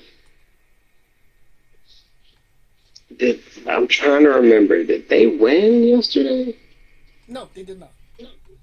So Soul. There you go. So Soul for the win. Soul for the win. Um, Because I think Jordan Grace gonna have her say. that might be something. I'm just was thinking, Blake Monroe. She's kind of getting between her and Zarya, and she's playing, the shit star that they might actually go with her. Um, but I would kind of like to think that Zarya is going to be the one that takes the belt off Soul, if I'm being completely honest. I Um, think Zarya is gonna just turn on Soul and cost it. It's more likely for her to turn and cost it rather than take it. Although I think for now it's gonna be safe because of the fact that Grace I think is gonna cause a DQ. Fair enough. Right. Yeah, I'm not going to go against Sol Ruka. Sol Ruka for the win. We have the NXT Tag Team Championship match. The Hardy Boys, Matt and Jeff, versus Dark State, Dion Lennox, uh, Cutley James, Saquon Sagaz, and Osiris Griffin. Dark State getting it back. It was fun while it lasted, Hardys. I disagree. if Really? Kalani Jordan is still the knockout champion, then the Hardys can still be the NXT champions. The Hardys are gonna do with the NXT? What the fuck they gonna gain being the NXT champion? I mean, what does Kalani have to gain when it being the knockouts champion? Because they trying to keep her from fucking Jordan Grace. Because I feel like Lola's on the not on the come up. No, oh, it's keeping Kalani busy, but it doesn't necessarily do anything for Kalani. Well, it does it for her to get to be the woman in another division because they're just sidestepping her because of the simple fact. The same way Trick got sidestepped. True, but you could say that Trick made a mountain out of a molehill with his his TNA run. That is true. So yeah. Um. Then we have hold on one second. Um. So Trick was the exception because he was such the antagonist, where Kalani necessarily isn't the antagonist. So I mean, if anybody could beat the Hardys, why does it have to be Dark State? Or why does it have to be Dark State in this show? You know what I mean? Because Dark State is. Because honestly, I think they need to gain more in getting it back. It makes them look weak losing it to the Hardys. I think they're going to win it by nefarious means. Hmm. I think they're going to cheat for sure. It's just a matter of, you know. Okay. Well, I'm still going with the Hardys. And that brings us to the last match, the main event, NXT Championship match, Ricky Saints versus Trick Williams. Who wins? Ricky Sainz. I mean, Trick has done it all. No need. Trick needs to go up now. Trick needs to be called up at this point, I think. I think he's ready. And, from what I'm hearing, Ricky Saints has a long run ahead of him. He's not just going to be the champion for for a minute. He's going to be champion for a hot minute. So, no plans to take that belt off of him as of now. Oh No. You So decide. Yep. he's gonna have it for a hot minute. So I mean, I dare to say it's gonna be built around him. Agreed. Alright. And that will conclude our coverage of NXT Halloween Havoc. We'll probably have some type of review in 2 weeks. Of course. And that will finish this show as a whole. Thank you for listening. If you like what we're doing, please like, subscribe, comment, both on YouTube and Castbox. This was sponsored by Rogue Energy and Play on One Coffee. Join us next Tuesday and Wednesday for new incredible interviews. We have Ramiro Espendido on Tuesday and Case and Kane on Wednesday, so check those out. And follow the show at Wrestling with E, both on X, Thread, and Instagram for information on who we're interviewing, when we're interviewing them, links to those interviews, and so much more. Follow me personally at JamesShay993. Where can we find Kaliko? Oh man, I am Kaliko on Twitter, Kaliko Chronicles on YouTube. We did the MLW show with the Rude Dude, now Matt Riddle. We got to see the Rude Dude, Mystico. I get it now. I get why he's top 10. He's the only person that I've seen turn an MLW show into a AAA show just by me. He turned that shit into CMLL real quick. I was like, oh shit, I did not know we were on that time, but okay. I mean, it helped that you're in Southern California as well. I mean, that is true. I will give it that. That is damn true. Alright, for Kaliko Yachts and Scooter Dust, I'm James Shay, and this has been Wrestling with Entertainment. They have the goddamn little thingies, man. Those little things that go. I'm like, where the fuck did they just find those just on sale? I be trying to find them. I can't find them all. And then they got the little blowhorns. And I'm like, damn, where the hell y'all get those at? They don't even sell that. You know what's crazy? They sell glizzies out there, but they don't sell those out there, which is very disappointing.